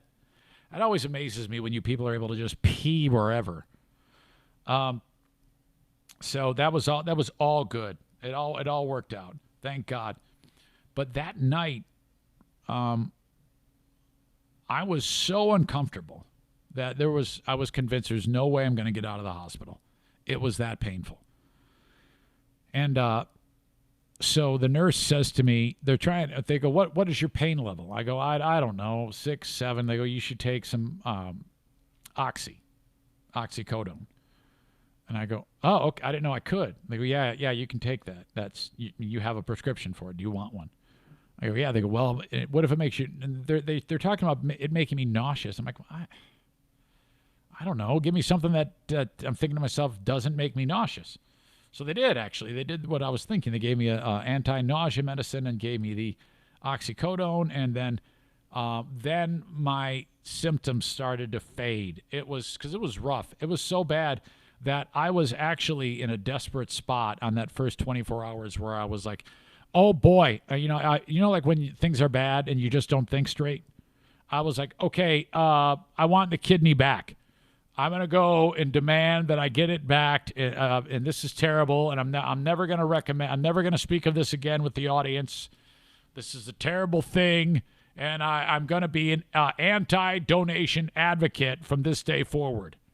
I was like thinking really weird thoughts like that. What was that? Was that you? No. Well, did you just hear a voice? Yeah. What was it? Somebody out in the hallway, I guess. Well, that's what I asked you. That's what I'm trying to get. I thought it was your phone or you. No, not me. My God. So it eventually started to fade. And I was like, oh, man, I'm feeling better.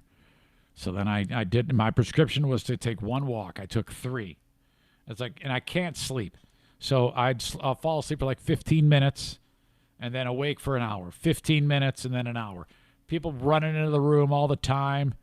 Oh, it's so not conducive for recovery, but they got to make sure that you're okay.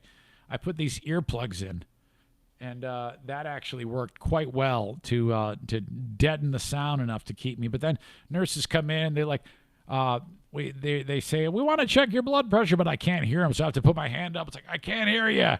Hang on. I have to pull the earplug out.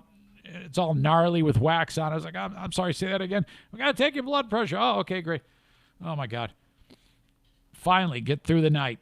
At one point during the night, I wake up, and I'm sweating so bad, it's like flop sweat. It's like P90X, plyometrics, jump knee tuck type of sweat, where like the beads are falling, are going like from the top of where my hairline meets my forehead, and then to my eyebrow, and then drip over my eye onto my cheek. Okay, like rain. That's how bad of a flop sweat this was. And I'm like, what's going on? And I call the nurse. I go, nurse, there's a problem. She goes, what? I go, I don't know. I'm dying. You got to come here. So she swings open the door and she goes, my God, is it hot in here?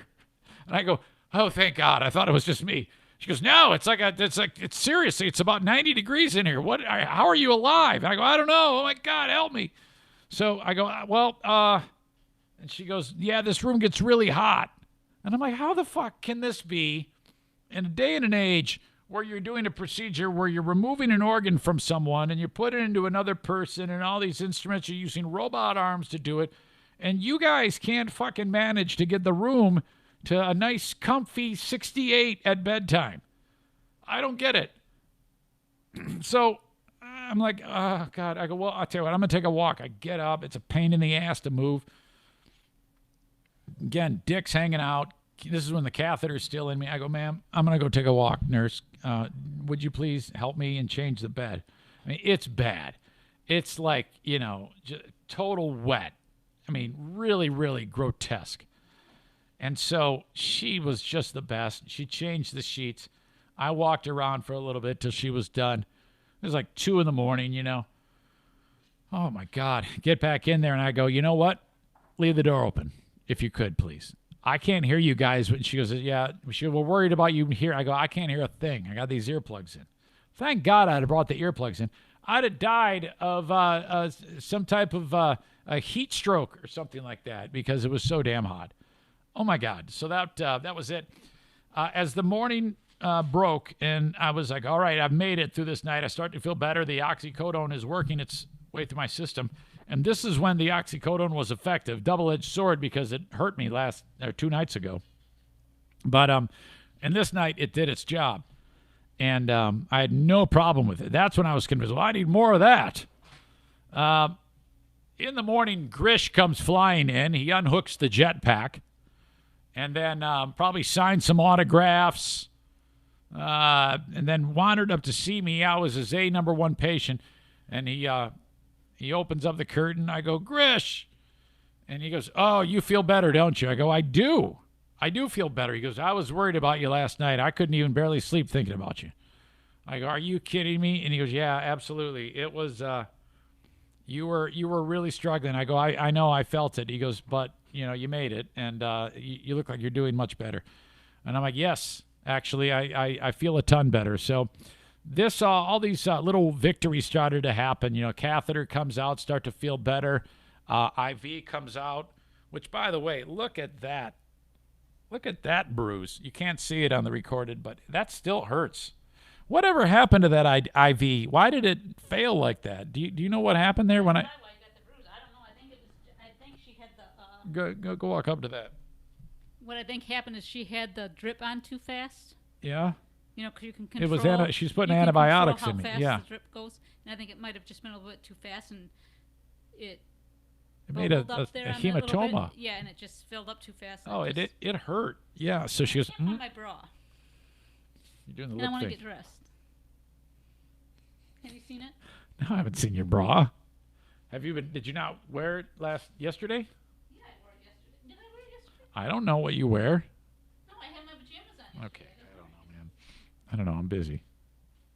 You only have one bra? Well, I have 2, but I can't find the ones in the wash. Okay. Sorry. No, I'll help you find it a little later on. All right, where was I? Okay, so then the freaking IV comes out. I'm like, oh, thank God. And I'm like, there's nothing hooking me up anymore. I'm no longer hooked up to the EKG. I don't have the little oxygen, how much oxygen level in my blood. No more IV, no more catheter. Let's go home. And then the incoming various people came in, wanted to check on me. All these different docs, UCLA Health, all freaking rock stars, amazing people. And then started getting worried about how effective the kidney was. And I keep hearing rumblings that they said that your kidney is that of a 25-year-old man. I'm like, that's music to my ears. That makes me feel good about myself. Thank you so much. That he got that kidney. And, yeah, I have, honestly, a lot of people might ask, when it comes to, like, the kidney, now you have one, does it feel any different? Not at all. The only thing that makes me even think that I had surgery was the incisions. There's really nothing that is slowing me down. It doesn't feel any different at all inside of there. And the functionality is what it always was. It's like nothing changed. So I'm extremely looking forward to I'm looking forward to meeting with my doctor back at home, Dr. Byers, and giving him a good report. He's going to get all this information and in the weeks and months that come, I'm sure he'll continue to make a full recovery. But, man, and then getting out of there, a young lady shows up with a wheelchair. Off we go. And then I seriously wanted to give a go at walking home the half mile. And then, but they said, we've had people try that. And then they get about 1/10 of a mile away and they start throwing up. And that's the last thing you want. So we took the shuttle. All right, live for another day, no big deal. But we took a walk. That was Wednesday was the surgery. Thursday evening, I took like about a 1 mile walk, maybe a little less than that, probably closer to 3/4 of a mile, but around here. And man, you would not believe how slow I was walking. I'm like hanging on for dear life to Diana's hand, but they go, you got to go walk. All right, I'll go walk.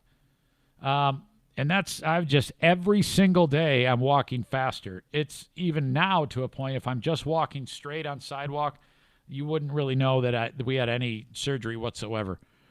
When I get to a step or something like that, then I kind of have to hang on. It's a little bit tender. And other than that, though, it's good. It's good. We are back in business. All right, so that is basically what happened during all of that. And I'm sure there's more to it, but, it escapes me. But you'll be hearing more about it as the days and weeks go on with just stories. And it's all going to be put into a book. I am 100% writing this book, and I cannot wait to share it with you. It is going to be so much fun to do this. All right. This show, of course, brought to you by a number of sponsors. This time around, I want to mention my friends over at A&E Heating and Cooling. The immortal Joe Martinez, who, Joe taught me forbidden Spanish some time ago. And I said to Diana when we encountered a friendly guy here at the hotel, I said, should I drop some forbidden Spanish on this guy? Vete a la chingada, cabrón. And I said, I could say, vete a la chingada, cabrón. And she goes, what is that? I go, that means go fuck yourself. Can you imagine the look on his face when I tell him that one? Tu madre es una puta. She goes, no, please don't do any of that. Can you just not be podcasting for once? Can you just be normal for once? So thank you, Joe, for teaching me nasty words in Spanish. Joe Martinez wants to make sure that you have everything you need in terms of someone to service your furnaces and air conditioners in and around the West Michigan area. Okay, maybe even a little beyond if you ask nicely. 616-516-8579 for A&E Heating and Cooling. Okay?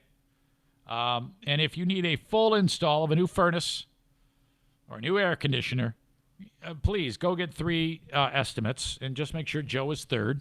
He'll beat them all. If he doesn't, just say, this guy beat you, Joe, and I want to help you because you supported the Eric Zane Show podcast. Can you beat this guy? And he's going to say, tu madre es una puta. And then he's going to say, absolutely. 616-516-8579. You can even just call to get a tune-up for the furnace. I don't know if you're going to need it in Michigan this winter. Well, you always need it every year, but you probably aren't going to be using your furnace that much, it seems, because it has just been a absolute, not an issue so far. We are approaching the halfway point of December, and it hasn't been bad at all. But watch, as soon as you say that, that's when the bottom's going to drop out of it. All right. While I'm at it, Bennett Flooring Installation, 616-318-0167. So, yeah, if you're at my house, Daisy has a urinary tract infection. Apparently, she's been peeing at various spots in the house while we're gone. All right, so we got the urinary tract infection taken care of. Well, now you still have carpet with pee on it. Now, you clean it off, but still, it's and in my house, it's probably pee on top of pee. Okay? It's full flavor there. So we're slowly but surely making the decision to get rid of the carpet. We're going to need flooring put in. You call Bennett Flooring Installation at 616-318-0167, and then they give you an estimate of how much it's going to cost to get that flooring installed, okay? No frills, no extra costs or anything like that. Just tell me how much it's going to cost for you to put it in. That's all I want. That's what you get. So when you call them, they come to your house, they measure, they leave. An hour later, you get an email saying, if you want that vinyl plank flooring installed, this is what's going to cost you. If you want that hardwood flooring installed, this is what's going to cost you. If you want carpet, I can install that too. Bennett Flooring Installation is the way to go. That way, you don't do it, because when you do it, like everything you do, it's going to look like shit, and it's going to suck. So you don't want your house to look like shit, so you call upon Bennett Flooring Installation to make sure that it looks good. 616-318-0167 today.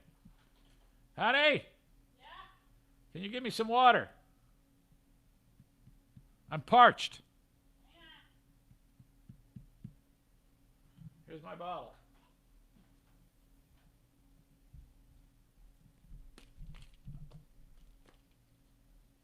What's that makeup? What does that do? Covers up my dark circles. Oh, what a pain in the ass. Should I just leave it like this? No, don't put any makeup on. There ain't makeup. Yes, I do. I don't have any eyelashes. I don't wear makeup. I like your no eyelash look. Let me show you my butt. What are you doing? Oh, my God. I'm getting wore out. I don't want to even talk anymore until I get some water. You remember when I said this isn't going to be a 2-hour podcast? It's probably going to be a 2-hour podcast. Dinah's going to get so pissed. She's going to be like, okay, enough. Enough with your podcast friends. Thank you. Are you almost done?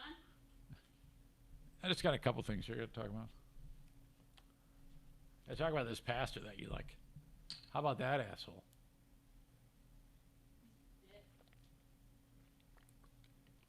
Okay. I don't know how you guys put up with when I beat up these people like this idiot pastor, because there are people that listen to my show that love that guy, and I'm telling you, well, I don't love him at all. I think he's a jackass.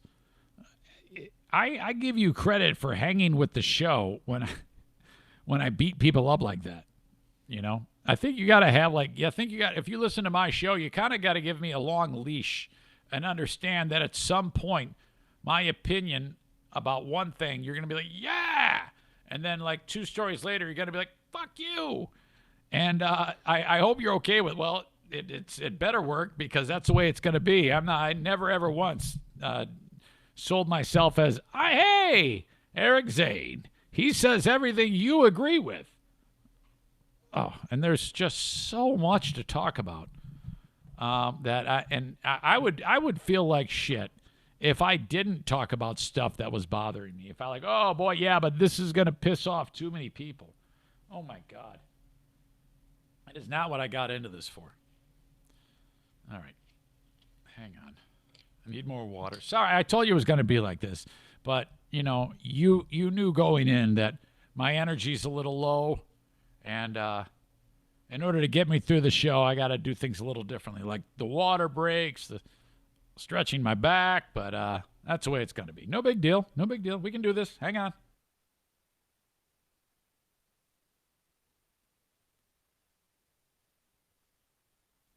I have to drink a lot of water. I got an email from this nice lady in Albany, New York. Her name is Angela. And I remember the conversation on the radio where she had revealed that she had donated a kidney. And she wrote in the email that during that exchange on the radio, everybody on the show was like, oh, we would never do that, or we could never do that, or whatever, saying what most people would say. And now here we are. And she just found out about the podcast. And I'm like, this is what drives me crazy. It's you can sit there and tell the world about it as much as you. And she's like a big fan. And I don't know if maybe she doesn't have the social media presence or whatever, but she was like, yeah, I had no idea you had ever even done a podcast. I'm like, oh my God, here we are 2 years into it. It's remarkable. Thank you, Angela. And good job years ago giving away that kidney.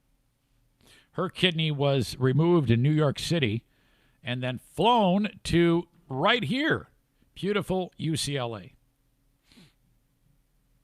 All right. So Diana and I, our new pastime of talking to homeless drug addicts. This is the way it goes.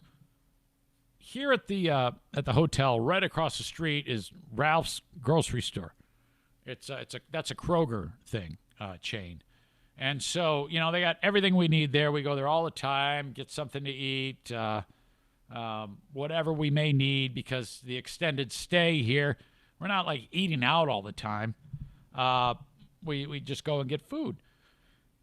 And I think this is to another point about how donating the kidney changes you. And I had always kind of done this, but not to this extent. I always felt like homeless people, especially as I've gotten older, It's like these people who are homeless, the sheer act of speaking with another person can be an unbelievable uplifting moment for them. Where, okay, let's be honest here. If you're homeless, there isn't much that's great in your life right now. So the idea is, let's just go and talk to homeless people. So we had we, hey, prior to talking to that guy, Charles, had we spoken to anyone before? Yeah, the guy that didn't want our money. That was before Charles. Okay. So, and after giving away the kidney, I was in this very reflective, emotional mood. And in fact, anytime I would even think about Jeffrey, I'd start crying. It was remarkable. And also seeing all the outpouring from all of you, I was losing it, man. So we go take a walk, and there's this lady, and she's like got a hood on, and you can only see her eyes, and she's got bags all around her, and I'm like, son of a bitch, man, I can't take it. I'm gonna go give her some money. So I didn't have a ton of money on me, but there was her and another dude sound asleep on the street, and I go, all right, I'm gonna go break this 10. I'll give them each $5. So we go into Ralph's. I get the change. Come walking back out. I go walking up to her. And as I'm walking up to her, I got this mask on. I look like Darth Vader. And she's like probably thinking, well, this homeless fuck is going to try to pick me up like a bowling ball. I got to kill him. So I go walking up to her, and I got the money in my hand, and I hold it out, and I go, what's your name? What'd you say her name was? Mandy? Melinda? What was her name? Melody. Melinda's going, what? She goes, Melody. I go, oh. Well, hi, Melody. How are you? She goes, I'm okay. I go, well, here, this is for you. Just, and she takes it, and she was like a puppy dog that was just stray and scared shitless. And I'm like, holy fuck, what a, oh my God. It just broke my heart. And they're everywhere around here. And we go walking out about 15 feet, and this other guy is sleeping on the sidewalk. And he's covered up with like a tarp. He's got bags all around him. And so I start crinkling the money in front of his face. I want him to hear it. And he doesn't wake up. So we kind of go, hey. And then his eyes open up, and he starts, whoa. I go, hey, here, this is for you. And he goes, oh, I don't need it. And we're like, he goes, no, thank you. I go, well, you okay? He goes, yep, I'm good. I go, all right. I go, well, do you need anything? He goes, what? I go, and he goes, I'm hard of hearing. So, and I got the mask. I go, do you need anything? Is there anything I can get you?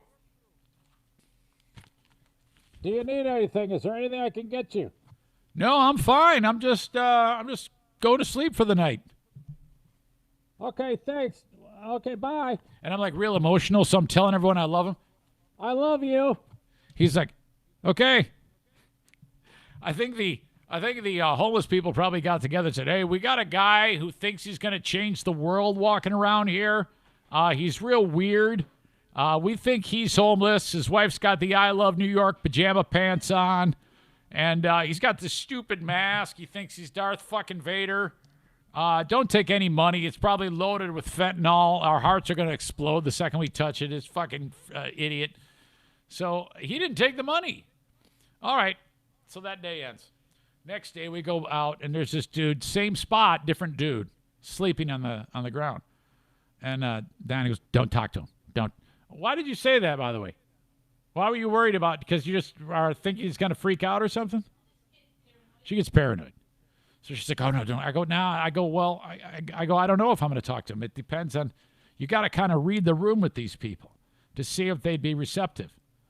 So the first thing you do is you say hi to them. If they give you a smile or a wave or something like that, then it's probably safe to take the next step. But if they just kind of look at you like, fuck off, that's probably not the one you want to talk to.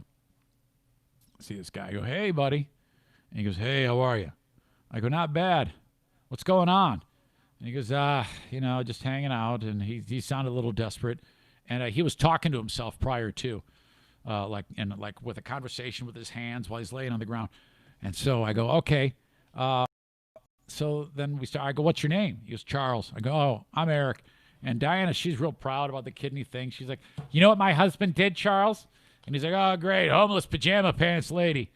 And she goes, my husband just gave away a kidney.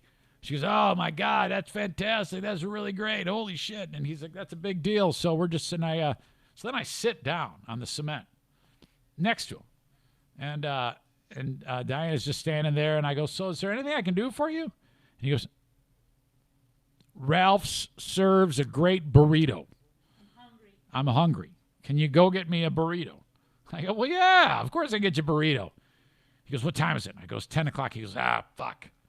They might not have the burrito bar open. Okay, I would love a burrito. It's chicken with the queso. It's ridiculous, man. I go, well, yeah, I think I want one too. And then he goes, but if they don't have it, pizza is like $2 or $3 a slice. That would just crush it. I go, you got it, man. We're gonna do this. So we get up. We go over there. Guess what? No damn burrito. Nobody there to make it. And the pizza's not out yet. So I'm like, son of a bitch, man. When this guy's, he's probably like, oh, yes. Thank God. When Diana was, I didn't have my wallet. It was when Diana was going to get my wallet. I go, so what's going on, man? Tell me about yourself. He says, well, I go, how long have you been on the streets? And I forget what he said. It was a series of months. And I go, well, what happened? He goes, I lost my house. I was living in my mom's house. She died. Couldn't afford it. And that was in Las Vegas. Lost the house. Here I am. I go, son of a bitch. And then he said that there was a place in Santa Monica where he could go, but they won't let him in. And I go, why? And then he kind of shrugged, but I'm assuming it's probably for some type of drug use. He's probably not clean. I'm pretty sure he wasn't clean. So I didn't press it. That was it. We go get the food. There's no pizza. There's no burritos. Nothing. So I go, all right, let's just give him a chicken dinner. So it's like fried chicken, like baked chicken, and macaroni and cheese, and the potato wedges, big bottle of water. We go back to the sidewalk outside of Ralph's, and what was he doing? He was looking for something, wasn't he? He was pacing. He was up and around. He thought we ditched him or something. Yeah, he might have thought that we ditched him or something, Diana said, but he was talking to himself, doing his thing, and I go, hey, buddy, how are you?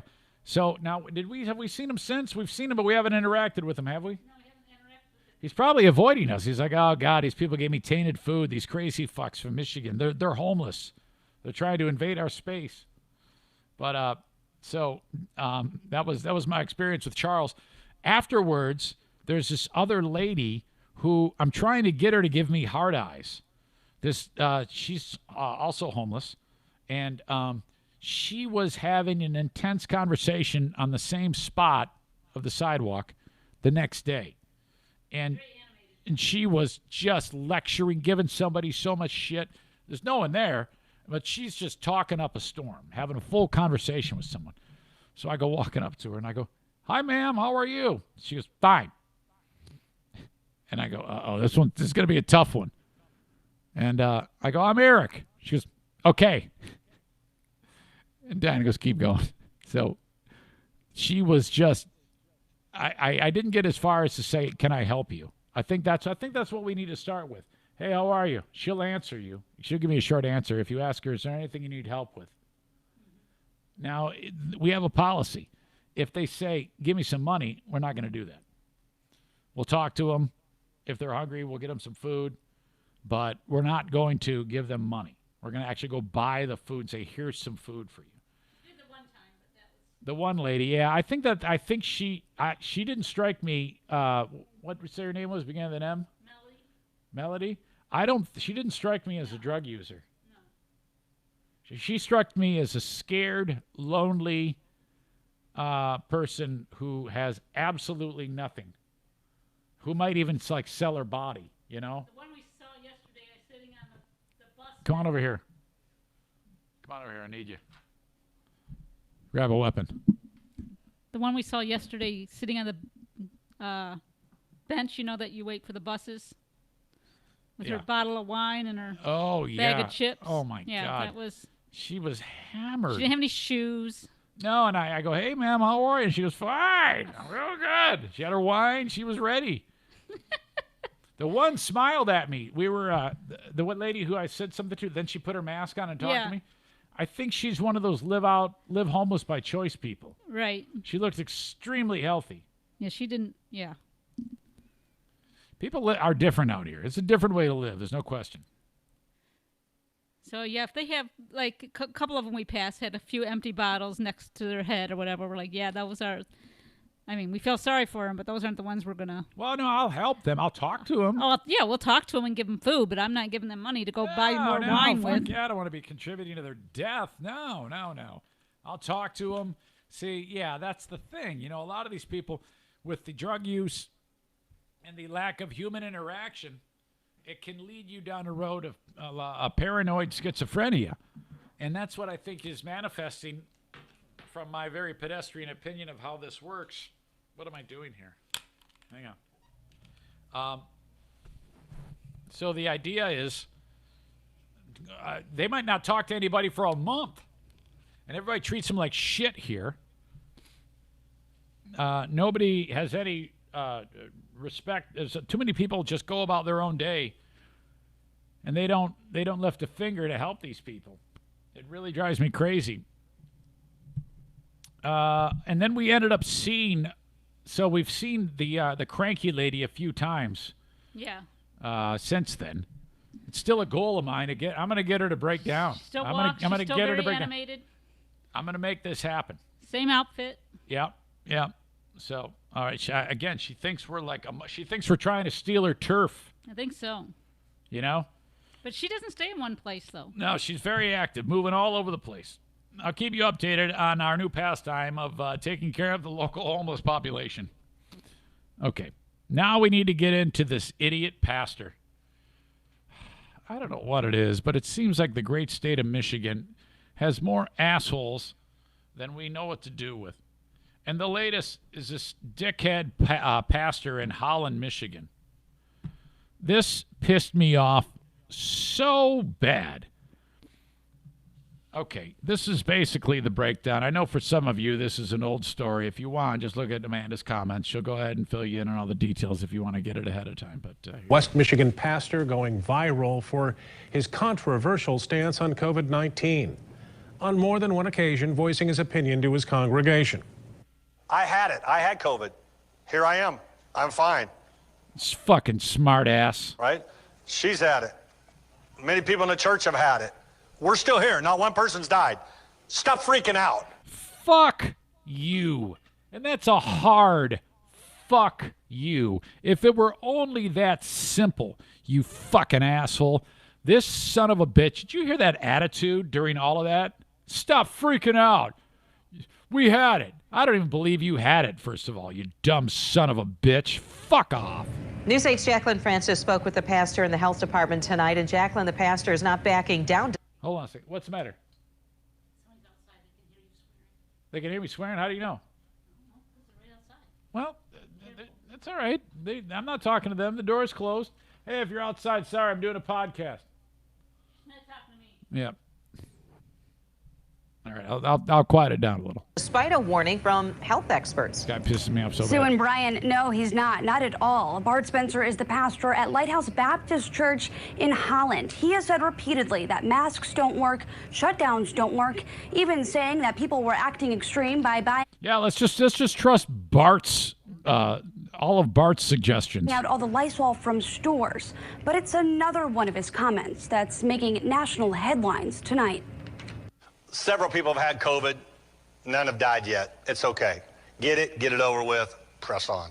It's the Sunday sermon that's sparking controversy.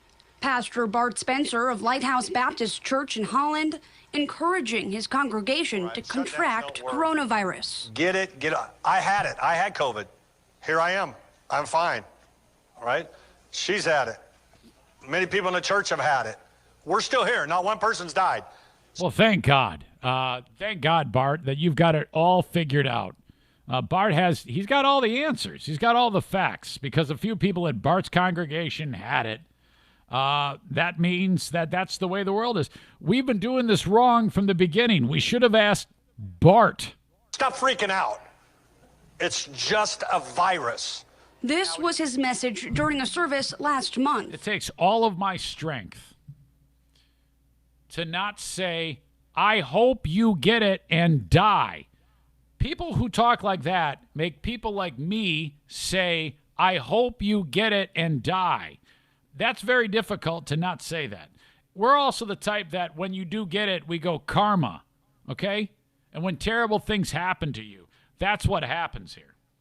His words now getting a lot of attention nationwide after being shared on social media. It's been chaos today. By the way, when he says that, he's smiling. He loves this.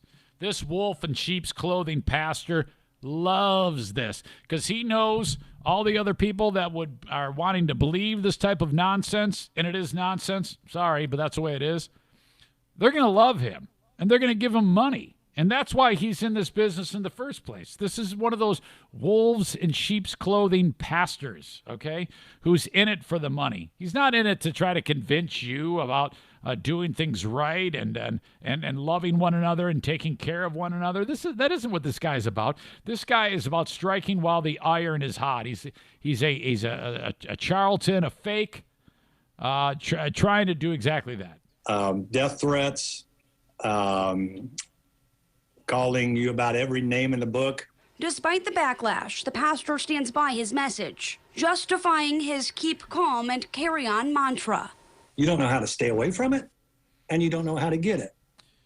Yes, we do. We know absolutely how to not get it. You just stay away from it. You isolate yourself, okay? That isn't so hard, idiot. Because if you social distance, you'll still get it. If you wear a mask, That's not true. You'll get it. You could get it.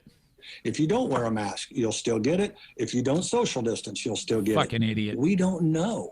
That's the whole point. No, we do know. So you don't give up your freedoms and liberties for a subjunctive. Oh, tonight, he's a patriot.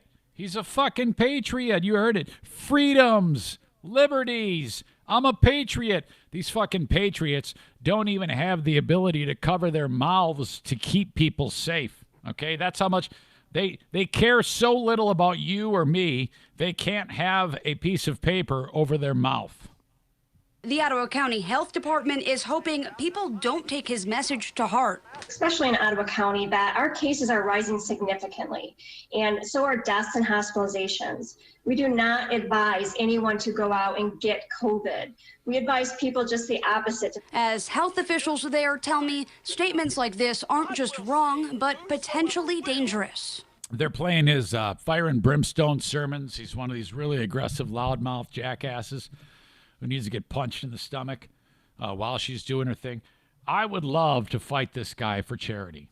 I would do this. I would love this. If I could recover from this fully, from this surgery, then it's time to fight Pastor Bart, you piece of shit. And it wouldn't be like Floyd Mayweather and Logan Paul. It'd be like to the death. Misinformation, whether it's spreading between people you trust and know or on social media. And that has been a huge problem throughout this pandemic, is really combating that misinformation. Ottawa County has reported more than 14,000 COVID cases and 155 deaths. The pastor's message coming in the midst of their deadliest month yet. Health officials saying the majority of their total deaths were reported in November alone. Reporting live in the newsroom, Jacqueline Francis, News 8. Well, what a bunch of sheep at that shithole church. Sitting there listening to this guy talk to you in that demeaning fashion. Stop freaking out. Oh, my God. I'd get up and slug him right there. The fuck is wrong with you people? Oh, shit, does that piss me off. My God. Your thoughts on the pastor, Pooh? You have any thoughts about, Diana, stop freaking out. Just go and get the, go ahead and get COVID. You have any thoughts? The guy's an idiot, first of all. Yeah. And then I think what makes me more mad, I think you've just mentioned it, is when after the aftermath, when It's all went viral, and he's smirking like, this is exactly the attention I wanted, type crap. That's what I pictured him saying. Yeah. Oh, he was so overjoyed with the attention of his shithole church. Oh, my God. Idiot. Oh, you dumb son of a bitch. I hate that guy. I hate him. Oh, fuck. Shoo. Yeah, so I wanted to get to that. That was, it's actually kind of some old news, but you can be rest assured nobody on the radio would have talked about it because people on the radio don't talk about that shit anymore. I keep looking at show rundowns, and I'm like, why aren't you guys discussing this? Why aren't you discussing that? Too many radio shows these days. They're just too afraid about pissing everybody off. And I know you don't come here to hear me give you some stupid sanitized version of the world. You want exactly what's on my brain, so that's what's bugging me right now is this asshole pastor. One more thing I want to talk about, and that has to do with the radio industry itself. Two very, very sweet, actually 3 people, I know 2 of them were just fired. And I need to get, it's a perfect opportunity to show you exactly the shit show that is the radio industry. And I'm going to talk about Andy Chase. Hey, what are you going to do? And Chris Ferracci. My God, I cannot believe it. I'll talk to you about that from 105.7 The Hawk Country. Just an absolute nightmare. But first, tax season is, well, pretty much here, you know. It won't be long till you're like, oh, my God, how much? I got to get my taxes done. Holy crap. Why don't you do this? Call Tag Accounting, okay? Anywhere in the USA, 616-301-9516. 616-301-9516. Or online at tagcpa.net. When you call upon Troy Ginzer, the expertise that you get is second to none during this tax season. And you can, like I said, be anywhere in the United States. You upload all of your data and information via his online transfer portal, and then your taxes are done. You just say, all right, when are my taxes going to be done? He's going to say, I am actually going to sit down at my desk and do your taxes on January 18th. You may get a call from me between the hours of noon and 1 as I do them for clarification on certain things. But for the most part, that's it. And then you don't have to do anything. Before you know it, your return is done. Your money is in your account. And boom, you're going to be so happy that you listened to me when I told you to call Tag Accounting at 616-301-9516. Troy Ginzer, Tag Accounting, online at tagcpa.net.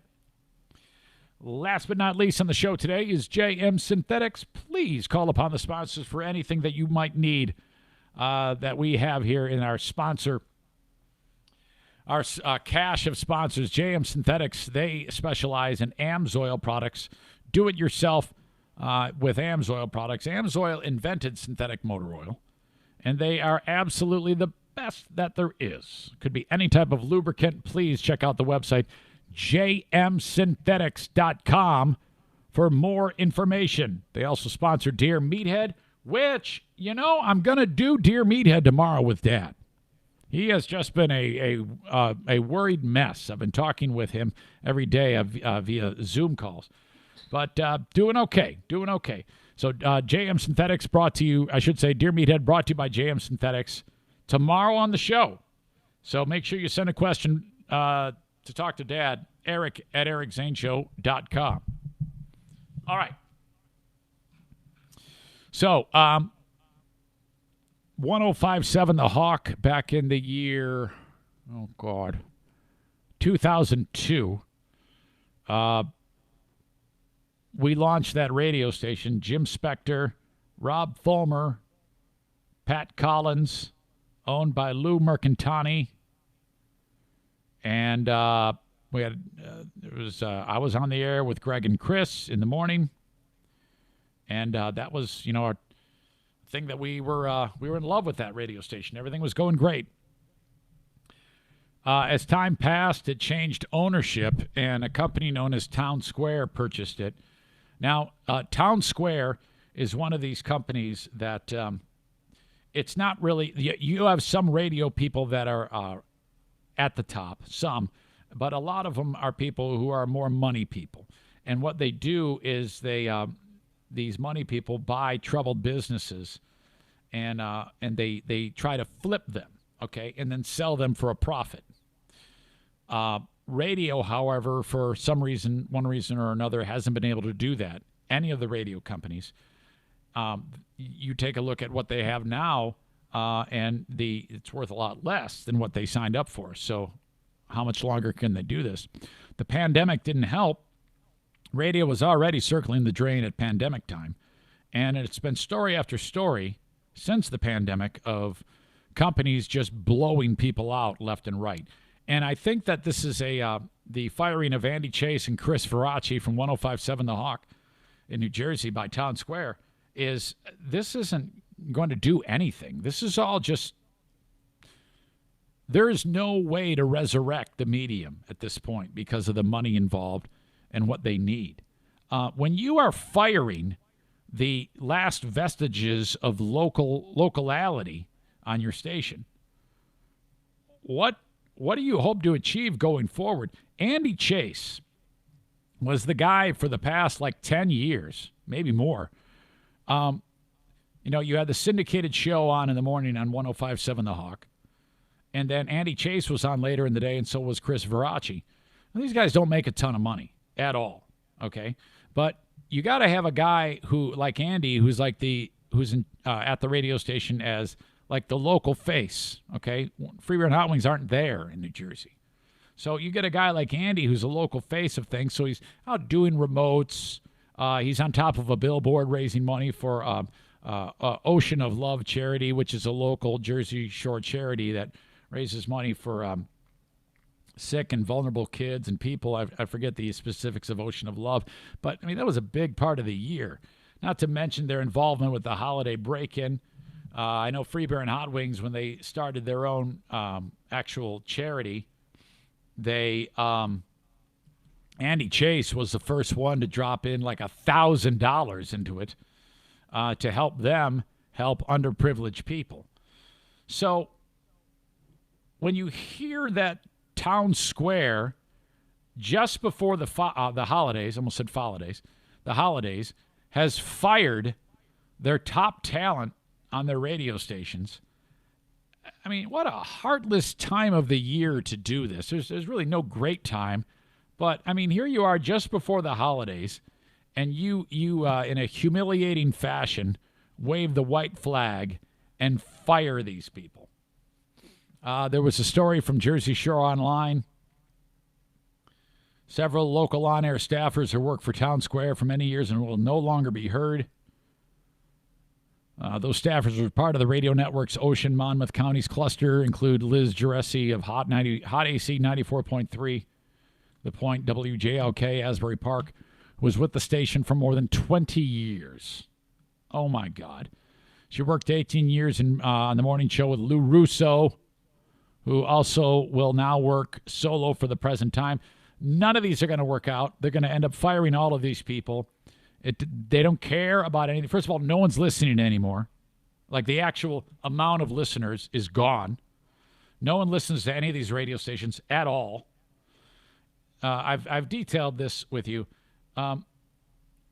When you look at the pie, when I was on for Free Beer and Hot Wings 20 years ago, the pie was, you got how many people are listening. Let's just say for the ease of math, these aren't the numbers, but just for ease of math, there's 300,000 people listening. Well, we get a 25 share of that 300,000. Now, show still gets a 25 share of a smaller pie, of a pie that has 100,000 listeners. So it isn't any one thing you can do. The audience, it isn't that they're bad or they're good or whatever.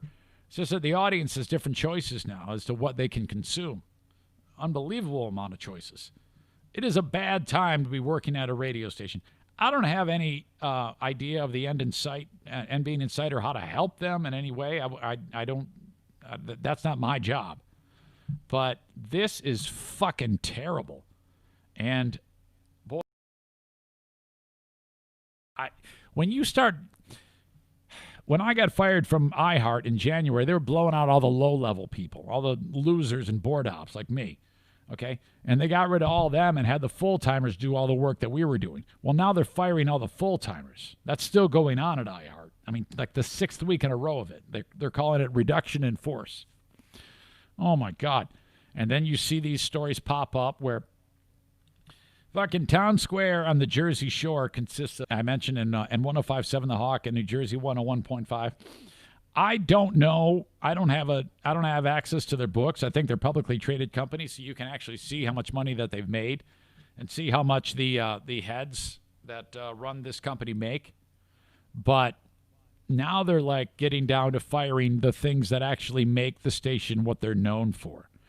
My God. I don't know how they get out of this. I don't know how any person would ever want to even get into radio at this point. And he was the APD afternoon host at 105.7 The Hawk. Let's see. Verace also dropped, will no longer host his midday show on The Hawk. Chase and Verace's departures represent a lack of local talent on the station. Some additional weekend and part-time hosts have also been eliminated from schedules. And I was talking with someone involved in this, one of the people who is no longer working with them. And there was actually like a press release or something like that about as we continue our commitment to like live and local or some shit. It's like, don't fucking piss on my back and tell me it's raining. What the fuck? How can you possibly say that? Town Square Media, third largest owner of radio stations in the U.S. It was unknown if any of the staffers were able to bid farewell to their fans on the radio. No, I guarantee you they weren't. The firings were blamed on cost-cutting, noting that advertising dollars from local businesses have been impacted since the start of the COVID-19 pandemic. I don't buy any of that shit. That is all bullshit. You know what you do? I've grown. This podcast, I make more money now than I've ever made in doing it during the pandemic. The podcast has grown because what I did was, I know this might sound strange, was I knocked on the doors of the businesses still open. Yeah, I get it. You got businesses drying up and people can't pay their bills on your advertising. Go get new ones. And if they can't do it, show them how to do it. Teach them how to do it. Do it yourself, but fucking move and get it done. That is the biggest bullshit excuse I've ever heard. You can't say that anymore. The world has already adapted. We're a year into this. Businesses are figuring things out. So I don't want to hear any more about this horse shit about, our business went belly up because of the pandemic. Our radio station went belly up. It shouldn't have. You should have this figured out. And the fact that they don't shows you the ineptitude of the personnel at those radio stations. They're full of fucking losers who don't know what the fuck they're doing. That's the biggest problem with radio today. Remember all those people at the tip top that I told you are making millions of dollars? These are all bank people. These are hedge fund people. They don't know shit about how to run a radio station. That's what you deal with. That, and then you know who's left holding the bag? People who make $25,000 a year, who probably have to have a second job in the first place to even have the pleasure of being on the air. And you assholes fuck it all up for them. Unbelievable and unacceptable. All right, folks, that is it. I think I got enough passion, enough fire. I think I'm feeling good enough to continue doing this for the week. I do have the Patreon bonus against the Queen of the Forest wishes. She's like, you need to rest. Nah, we're going to do the Patreon bonus podcast coming up a little bit later on. Thank you so much for checking this one out. We will talk to you down the road. There she is, giving me a thumbs down. All right. Thanks again for all the prayers, support, and love. And we'll talk to you a little bit down the road. Thank you so much. Bye-bye.